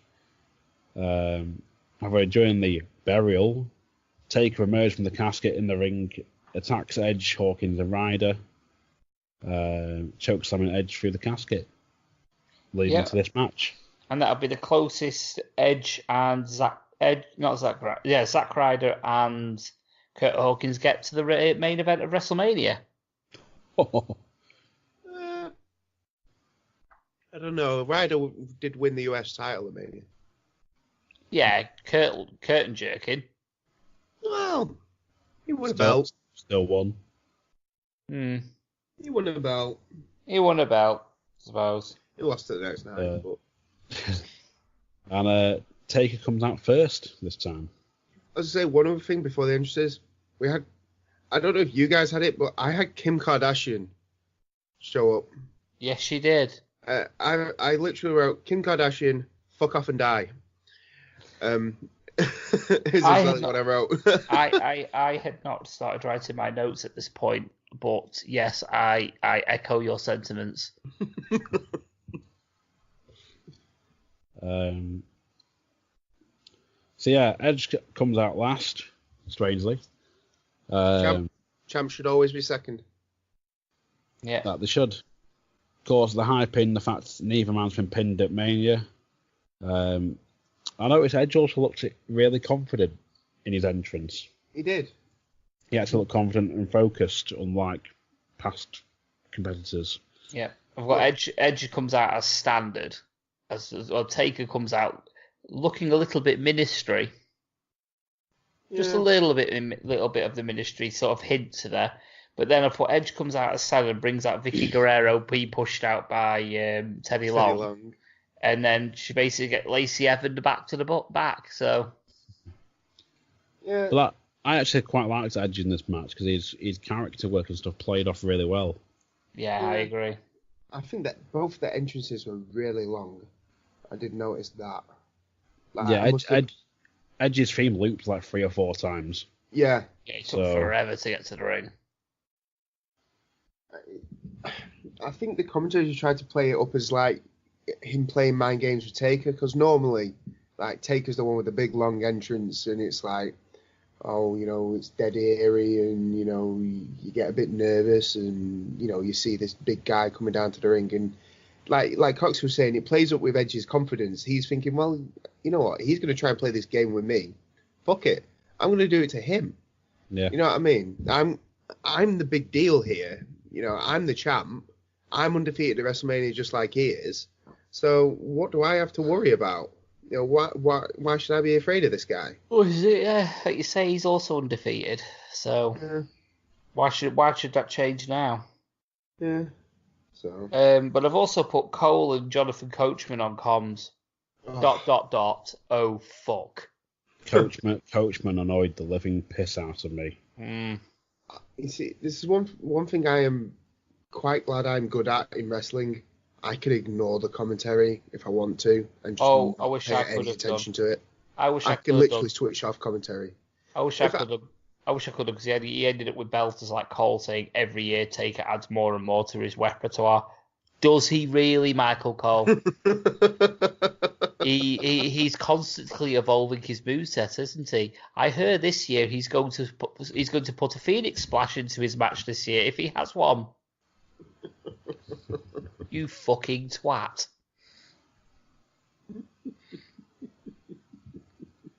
Yeah. Oh dear. Cole is the drizzling shit. I'm sorry. Heel Michael Cole was brilliant. Bring back the coal mine. No, but this time, the thing is, though, at this point, we're getting clueless Michael fucking Cole. Yeah. It doesn't help. I mean, Cole's good when he has somebody that he can, like, play off a little bit. But, like, Coachman's shit. Coachman's always been shit. Why do you think he only lasted a couple of months on Raw recently? Yeah. To be replaced by bleeding someone who's arguably even worse. Oh, Renee Young. Yeah. She's the drizzling shits. I'm sorry. Yeah, but Coachman was no good on this. He was pissing me off at points. There was a couple of points I did pick up on some stuff he's on commentary, and it just sort of slipped, left my memory. But it was either something really daft or something really, like, you noticed it, but then it was like that sort of, you're being reminded of noticing it, or that you should be noticing it, sort of thing. Yeah. So. He's reminding you of all the shit that you should have noticed. Yeah, pretty much. Yeah, if it was noteworthy, we would have spotted it first time. So. But yeah, what we got? We've got an old school counted by Edge, but then Taker rolls through to an arm drag, which I thought was quite impressive. Yeah, that was quite good, because that to me shows that that would say to me Taker has, like, watched previous matches, because normally old school always gets counted, always. But this time he's kind of, it's like he knew that was going to happen, It was quite good. I thought that was all right. Like luring him in. Yeah. And then Taker rolls outside, and Edge basically doing anything he can to keep him outside. Like baseball slides, stuff like that. And he does one bit. He does a neck breaker. So while Taker's on the apron and Edge is in the ring, he does a swinging neck breaker but onto the ropes. Yeah, I noticed that. Put weird neck breaker by Edge over the top rope while Taker is on the apron. Not sure if I liked it or not. Yeah, I've literally wrote, not sure how to feel about that. Because Taker lands on his feet, doesn't he? Yeah, kind of. He sort of lands on his arse on the apron. Yeah. But it was I don't know if that was good or just shit. Now, considering I've never seen anybody do it ever again, I'm assuming they thought it looked shit. It did look shit in hindsight, because obviously you want the effect of a neck breaker. Someone's like, oh shit, my neck, you land on your back. It doesn't look good when you think, right, I've got a really sore neck, let's walk it off. Yeah, but again, Yeah. I understand that, but if you land with your neck on the rope, so it kind of tweaks your neck, doesn't it? Like whiplashes to your head, yeah. Yeah. I was trying to figure this out in my head. It probably would hurt. Would it hurt as much as a regular neck breaker? I don't know, but I can see Edge's thought process for doing it. You may as well try it out. It's not going to hurt otherwise. It's not going to hurt you, is it? So yeah, I mean, considering it, it's not like a big move in the match. It's not that important, but it was just something a bit different. And if you're going to do something like that, maybe he's tried it at a couple of house shows to see what the reaction was like or whatever, or see if people thought, oh yeah, it looks all right. Why not break it out now? I mean, it's the biggest match of his career, really. Well, this is it. You're going to pull out all the stops. Yeah, I suppose. Yeah, but like I say, I'm unsure. So Taker goes for his, the first big spot of the match, really. He does the signature dive. Oh, that's after he's dumped Edge off the top rope to the outside. Yeah. Yeah. That looked a sick bump for Edge, by the way. He proper fuds against that floor. I was looking through my notes to see if I could spot that. Edge drops Undertaker onto the guardrail, then gets him back inside, starts trying to wear him down with a single leg crab. No, I will note, though, the single leg crab shit, I'll come on to that. But the move onto the move outside. Well, Taker dropped into the front row. Yeah, where Taker dropped into the front row, that the little, well, I'd call it a backdrop. I assume they call it a back suplex or something now. But I thought that was quite nice. That was quite tasty because Taker started to sell the lower back. Yeah. When he come back in, and that move was specifically targeting his lower back, which is also stopping him from doing the last ride and the tombstone. And I thought that was quite nice. It was good psychology, that. And it fits in with the ultimate opportunist gimmick as well. Yeah. Yeah, I think that was quite nice. I did quite enjoy that. Yeah, it is good. That's good storytelling. Yeah, yeah. Well, it fits with the gimmick for Edge, really, I think, doesn't it? He's trying to be the one in control of the match rather than Taker, so it's trying to stop him from doing the choke slam or the old school or last ride by working down the back like people should really be doing. Yeah. Is like that, or the knees, the legs, whatever, is like key Taker, really. Mm. Yeah. They always say, you take the big man down, is in your area, you take away his advantage. Yeah. Yeah, the single leg crab, I just thought looked terrible. Yeah, they never look good, the single leg, anything. No, I won't mind, but partway through, almost immediately, he kind of bails on the whole, being sat over, the full Boston crab and moves to driving his knee into Taker's back, which I get, but you're relieving the pressure that you're trying to build up on his back by doing that. So, that it just looked like I don't know whether it was like a bad decision to use that move. You know, like if he'd gone for like a normal Boston Crab maybe, or you know, if you have to stick a rest hold in there, which is what I'm assuming they decided to do, you know, I would have picked something a little bit more suiting the two guys that are in the ring. You know what I mean? I'm guessing that was partially probably done just he works it to a single leg play just for what happens next, which is when Taker counters. Yeah, I know what you mean. So yeah, Taker counters into a pin for 2, and then I don't know what the fuck he was trying to do after that though. I've literally put then some kind of leg triangle. What?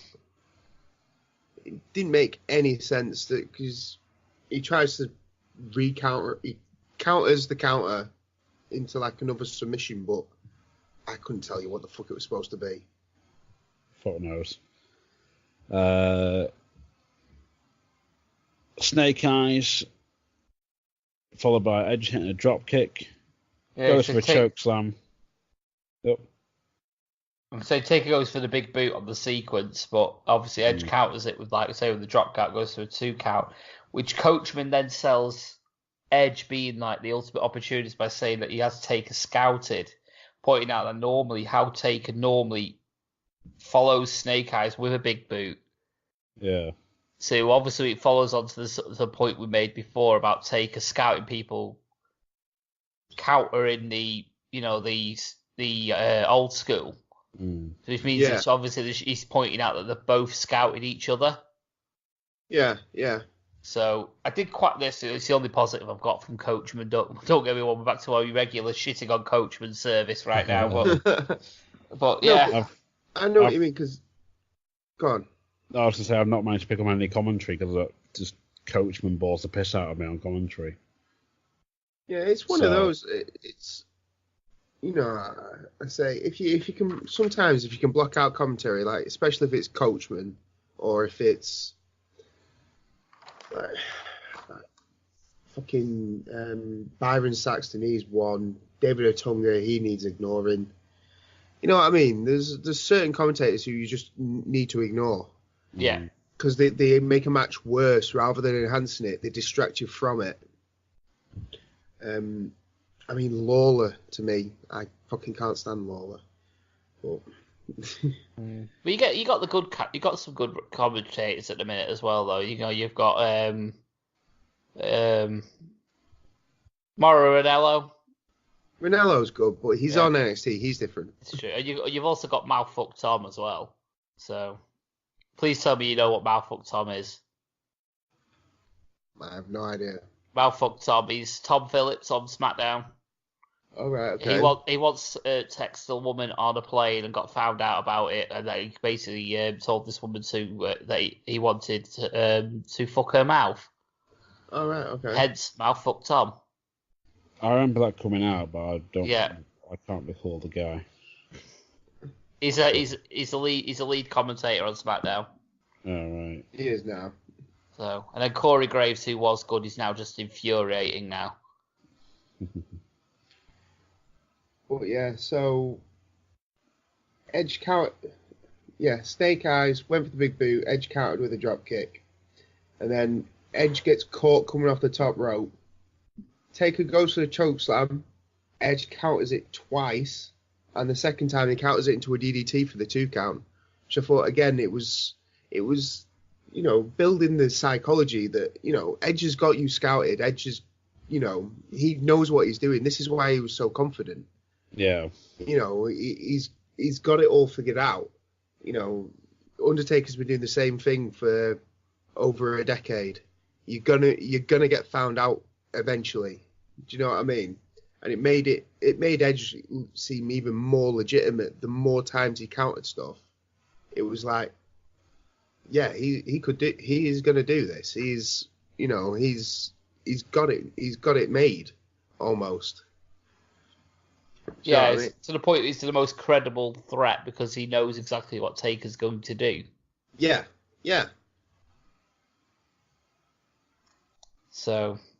And also, well, speaking of things that have been done again, Edge goes for the 10 corner punches, but gets counted into the last ride. Shock horror. So, well. You've done him a disservice here, because you get the DDT for the 2 count for Edge, but then Taker gets a choke slam. Taker gets a choke slam for 2, then goes for old school, which gets counted again. Edge then hits a superplex for 2, last ride, counted into a neck breaker for 2, then he actually gets hit with the last ride for 2. So he's counted 1 already. So, don't do a disservice here, because then Taker goes for a tombstone and he counters that into what I believe was the Edge-O-Matic. Yeah, they never mentioned the name of it on commentary, did they? But it was like the Edge-O-Matic or something like, or the Educator or something. The Educator was a submission. There was the Edge-O-Matic, which I think is this. There was the Execution, which was like the Impaler DDT type thing. And then there were... so I think I'm right, but I'm not sure. The Edge-O-Matic was the pullback. Yeah, move. That's what he does, because he gets him up for the tombstone and he flips over the top and takes his head with him. But then he had the DDT started off as the Buzz Killer, which then became... I'm sure it was briefly the Execution. Yeah. And then got renamed to the... something else. And when he started doing the submission, they first called it the Figure 4 Edge Lock. And then that became the Executor, yeah. So sounds like a shit Pokemon. What? Your Executor is evolving? It's now the Education. But no, there's a big boot. They both go for like a double big boot here, and it's kind of botched, from what I remember. Or this is from what I've got written down. And we get another old school attempt, which finally connects. Yep. And Taker kills the ref. I haven't written down why he killed the ref. I don't know if he just kills the ref. I think it's just he runs into him. I think it's not probably meant to be a ref bump, but ref gets killed. Yeah, it's manslaughter. It's manslaughter, ref death. This one, because it wasn't intended. Drive-by ref death. Absolutely. So Edge hits some form of a DDT. But Edge chats shit. It's caught in the throat, but Edge nails a low blow. Yeah, he gets goozled. Yeah. Yep, smashed in the dick. Fucking goozled. Yeah. Bugger Red gets goozled. Yeah. The Edge then grabs a camera and redoes a spot that he did in the Elimination Chamber for continuity. Survivor Series, actually. Or Survivor Series. But yes, I don't mind that.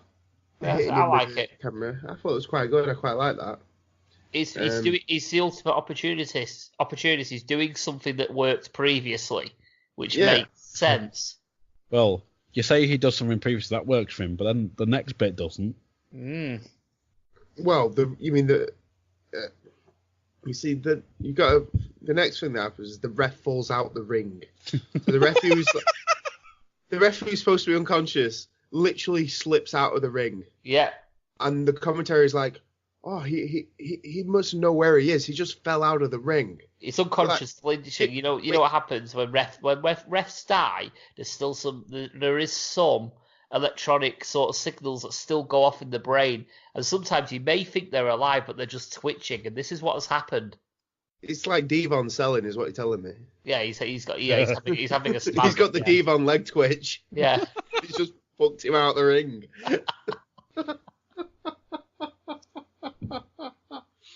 But yeah, so Edge goes for the tombstone, dumbass. And he gets countered for 2. Yeah. After Little Nate. Little Nate runs. Little Nate with the run. Hold on. He was fucked. You've got to set this up properly. Out comes Nate. Nate is still running to the ring. Taker looks on. Nope, he's still not getting any closer. Finally runs in. 1, 2, kick out. Yeah. I've written down Little Nature runs the ring like the opening scene from Cool Runnings. This is that bit from Holy Grail, just less camp.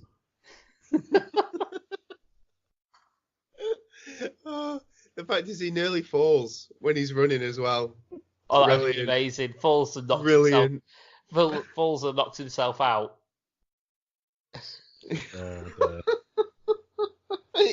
The thing is, being a ref, he would have had to sell it like he'd just been clotheslined or something and like just be totally done.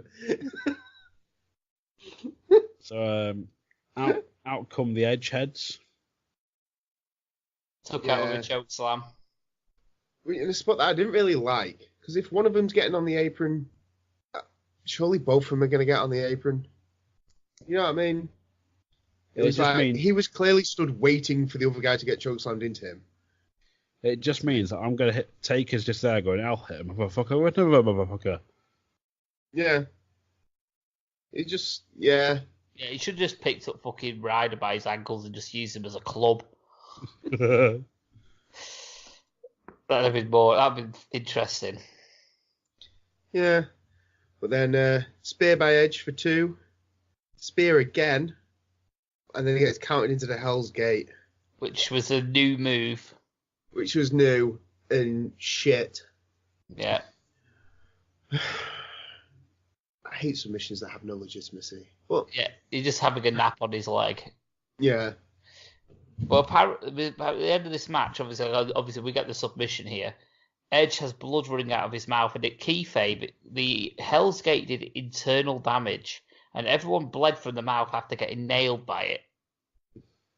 At this moment in time, and then obviously they got rid of the blood. But at this moment in time, when they was introducing it, they tried to put it over by the fact that it gave you internal bleeding somehow. If I remember when he first started doing it, they calling it by its proper name, like is it the Oma platter or the Go-Go platter or whatever it's called? Go-Go. Yeah, it's the Go-Go platter. The problem with the problem is he's supposed to have hold of his own foot to close it. And he doesn't. No, because he wraps his own leg over his own foot, which pulls his foot and shin, which is what he's choking the guy with, away from his throat. So there's literally what they're trying to say is that Taker's got hold of the back of his head and is pulling his throat onto his shin. Yeah, that's the idea. But you can easily slip your head out of that. You have hair. You know what I mean? It's slippy. So, which is why you would normally grab your foot and then pin your elbow to your knee. So why would a choke give you internal bleeding? It wouldn't. It's a choke. Like, it's I was going to say they went from calling it the Go-Go platter, and they went from being, I think it was the Devil's Triangle, and then they went from being the Devil's Triangle. The Devil's Triangle just sounds like another name for a fufu. It was the Devil's Triangle. It was Taz or Coach or one of them like calling it on at the time, possibly JBL on SmackDown or whoever was doing commentary. Like they saw Taker going for the Devil's Triangle, and then the other one chiming going, "Oh, it's that Go-Go platter." But like, no, you can't say that because it's MMA. We're separate from UFC, so we can't say that. It has to be the Devil's Triangle, and then change it to Hell's Gate because it went RPG. Otherwise known as Michelle McCool. Probably, yeah. Devil's Triangle, Michelle McCool. So, I like it. But no. The thing is, I was just gonna say, if that's what you want to do, just do a triangle. Just do a triangle choke. So at the end of the day, I've been in a triangle choke that created that much pressure in my head that it caused me to have a nosebleed. Yeah. So you want to stay, everybody has like bleeding from, the Hell's Gate. Just do a triangle and put blood coming out the nose caused by the pressure. Yeah, because at the end of the day, that puts pressure on your carotid arteries. Which is why on numerous occasions I've gone unconscious in triangles. Yeah, but that would make more that makes more sense. It's safe to do. It's legit looking than doing this fucking stupid thing. Yeah. And it has exactly the same effect, but it's legitimate and it looks better. It looks legitimate. So that's what pisses me off about the Hell's Gate, because you picked something that you can't even make look right. It's like the whole, he broke his arm with the Kimura. No, he's not even got anywhere close to that even being on. And you can clearly see it. Yeah. So. Yeah, I agree. Even untrained people can clearly see, no, that's bullshit. Yeah. But it's more the fact that they make it seem as if with that, it's like it makes it seem as if they've got it as if like Brock can choose when he's gonna break their arm. Yeah. Which is just fucking stupid. Yeah, because it's not that easy. So. But, yeah, it pisses me off. So I hate that move. I fucking hate it. Like, it just looks like someone's having a sleep on the leg. Not for me. It ruined the match for me, if I'm honest. I wouldn't go that far. I mean, I've put a closing statement saying, really good match. The story told of Edge having done his homework and knowing what Taker was going to do next was told fantastically. It had a vibe that Edge could win at any time. The action picked up brilliantly, coming to a brilliant and natural crescendo.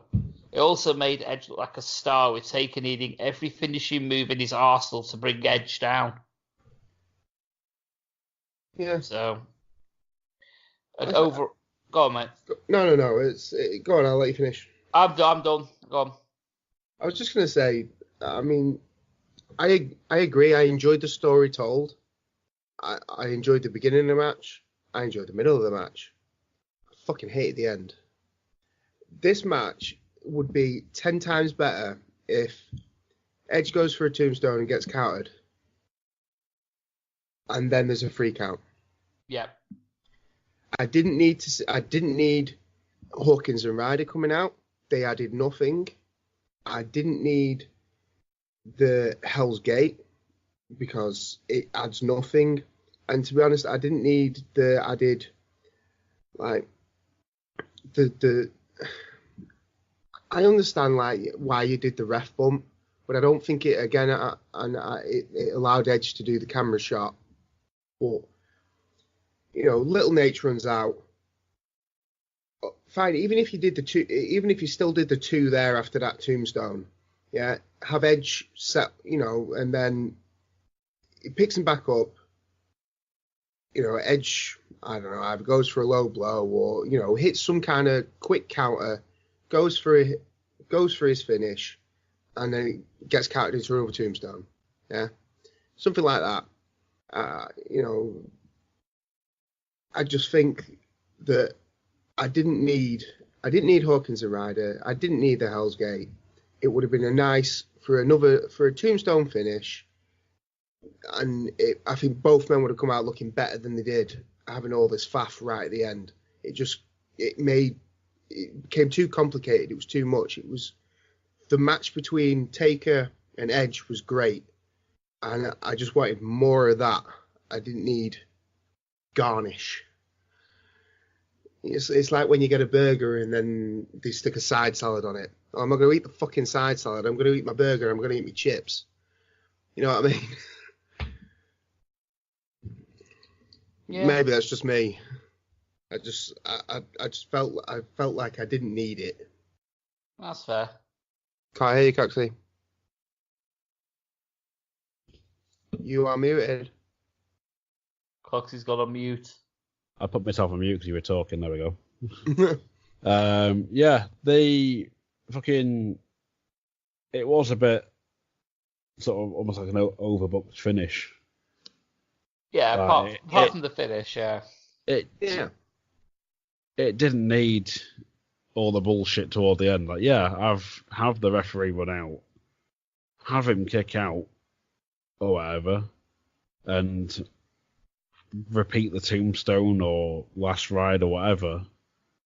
But just finish is pointless. The submission is pointless. Like, just stop doing it. Yeah. Like, think about it this way. This is the first submission victory in the streak. Yeah. But did that make it seem more legitimate? No. No, not at all. It'd have been better doing the frigging Dragon Sleeper if he was going for a submission victory. Yeah, at least he's got a history with that. That's some the argument's going to be is because he's pulled it out as like a brand new, or kind of like a brand new move that Edge would have scouted it. But by this point in the match, it doesn't matter. We're that far in, we're that deep in. You know, Edge could be you can play as Edge is running on empty. You know, and he can't find that one last counter, which would have been so much better because that could feed into then Edge's psyche going forward that, you know, I was this close. You know, I, rather than like all these, like they did it when they started doing like, oh, it's Taker Triple H again this year, and Taker Triple H again this year, and Triple H, they're like, I was this close, this time we'll do it in Hell in a Cell or whatever. No, Triple H, you never felt like you were close. You never felt like you were going to win. This, you could have played into it because Edge did feel like he was close to winning. Edge did feel like he was on top and he was in control. No. And that could have built another story arc for another 12 months between getting back to this point and facing Taker again at WrestleMania because he was this close to ending the streak.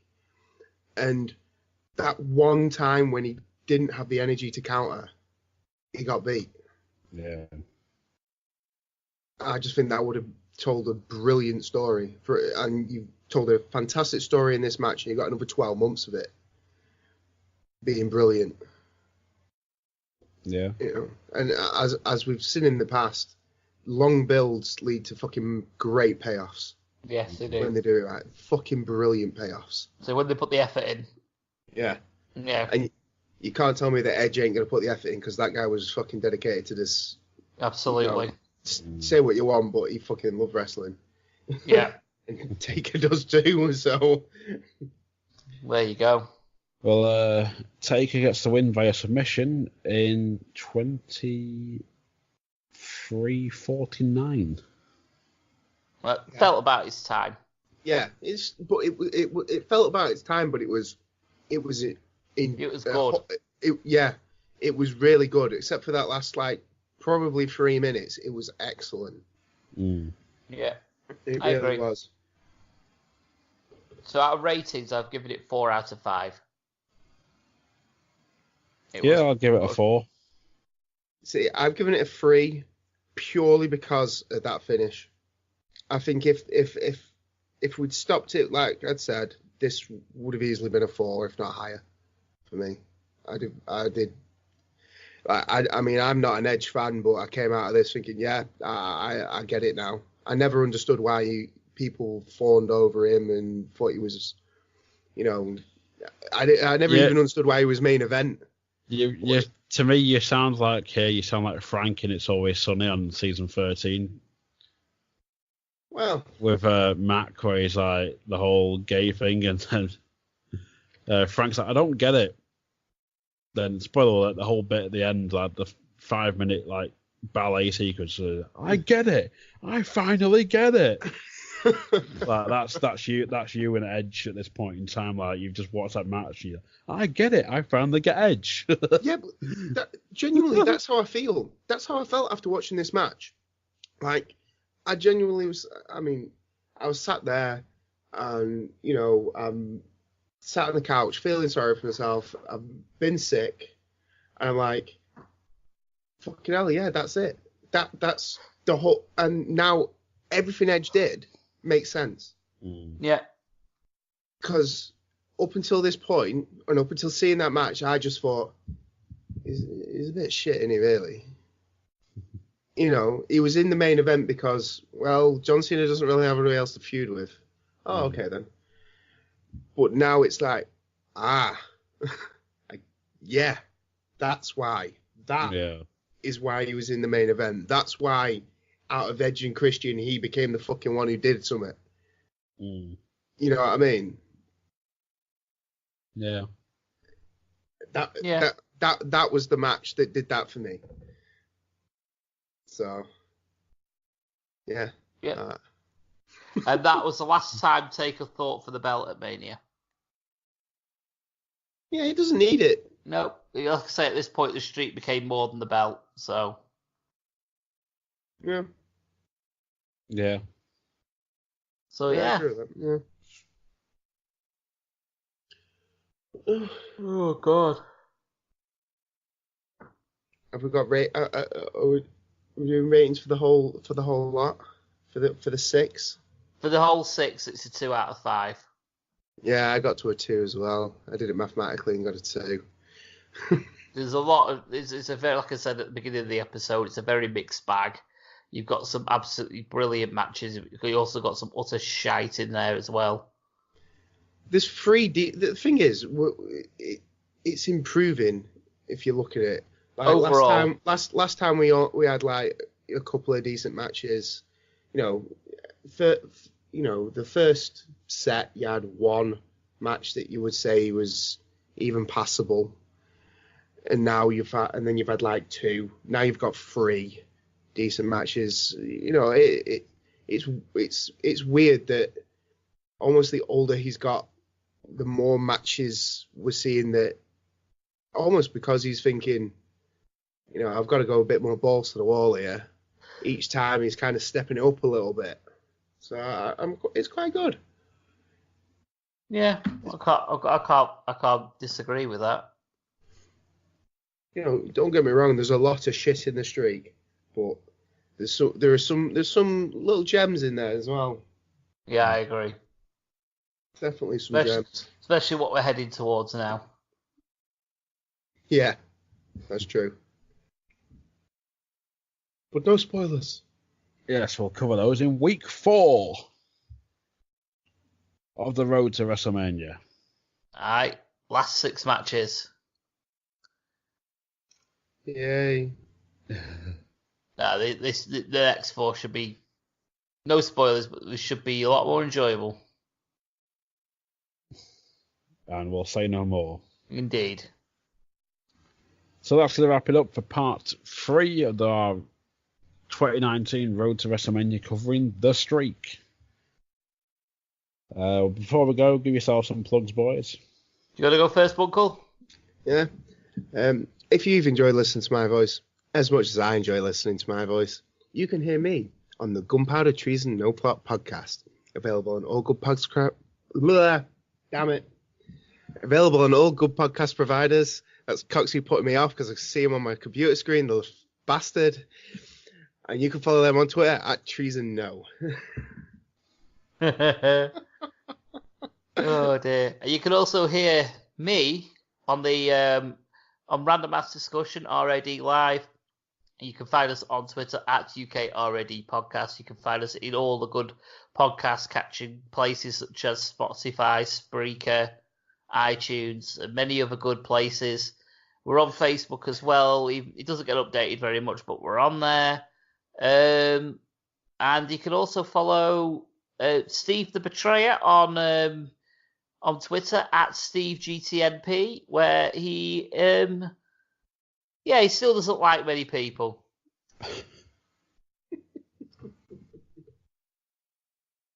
He's plotting and he's waiting and he's laughing a lot at this moment in time. Well, there we go. So, of course, you can find a Lost Art of Wrestling on Facebook. You can find us on Twitter at LAOW Podcast. You can find us on all good podcast providers, including iTunes, Spotify, Stitcher, and the like. Give us a like, give us a follow, subscribe, leave a review. all that shit. Throwing money. Throw money at us, yeah. So yeah, that's about it. So for the last start of wrestling, I've been Coxy. I've been Billy the Boy Bunkle. And I've been TFG. And this is the podcast where we ask, who better than Canyon?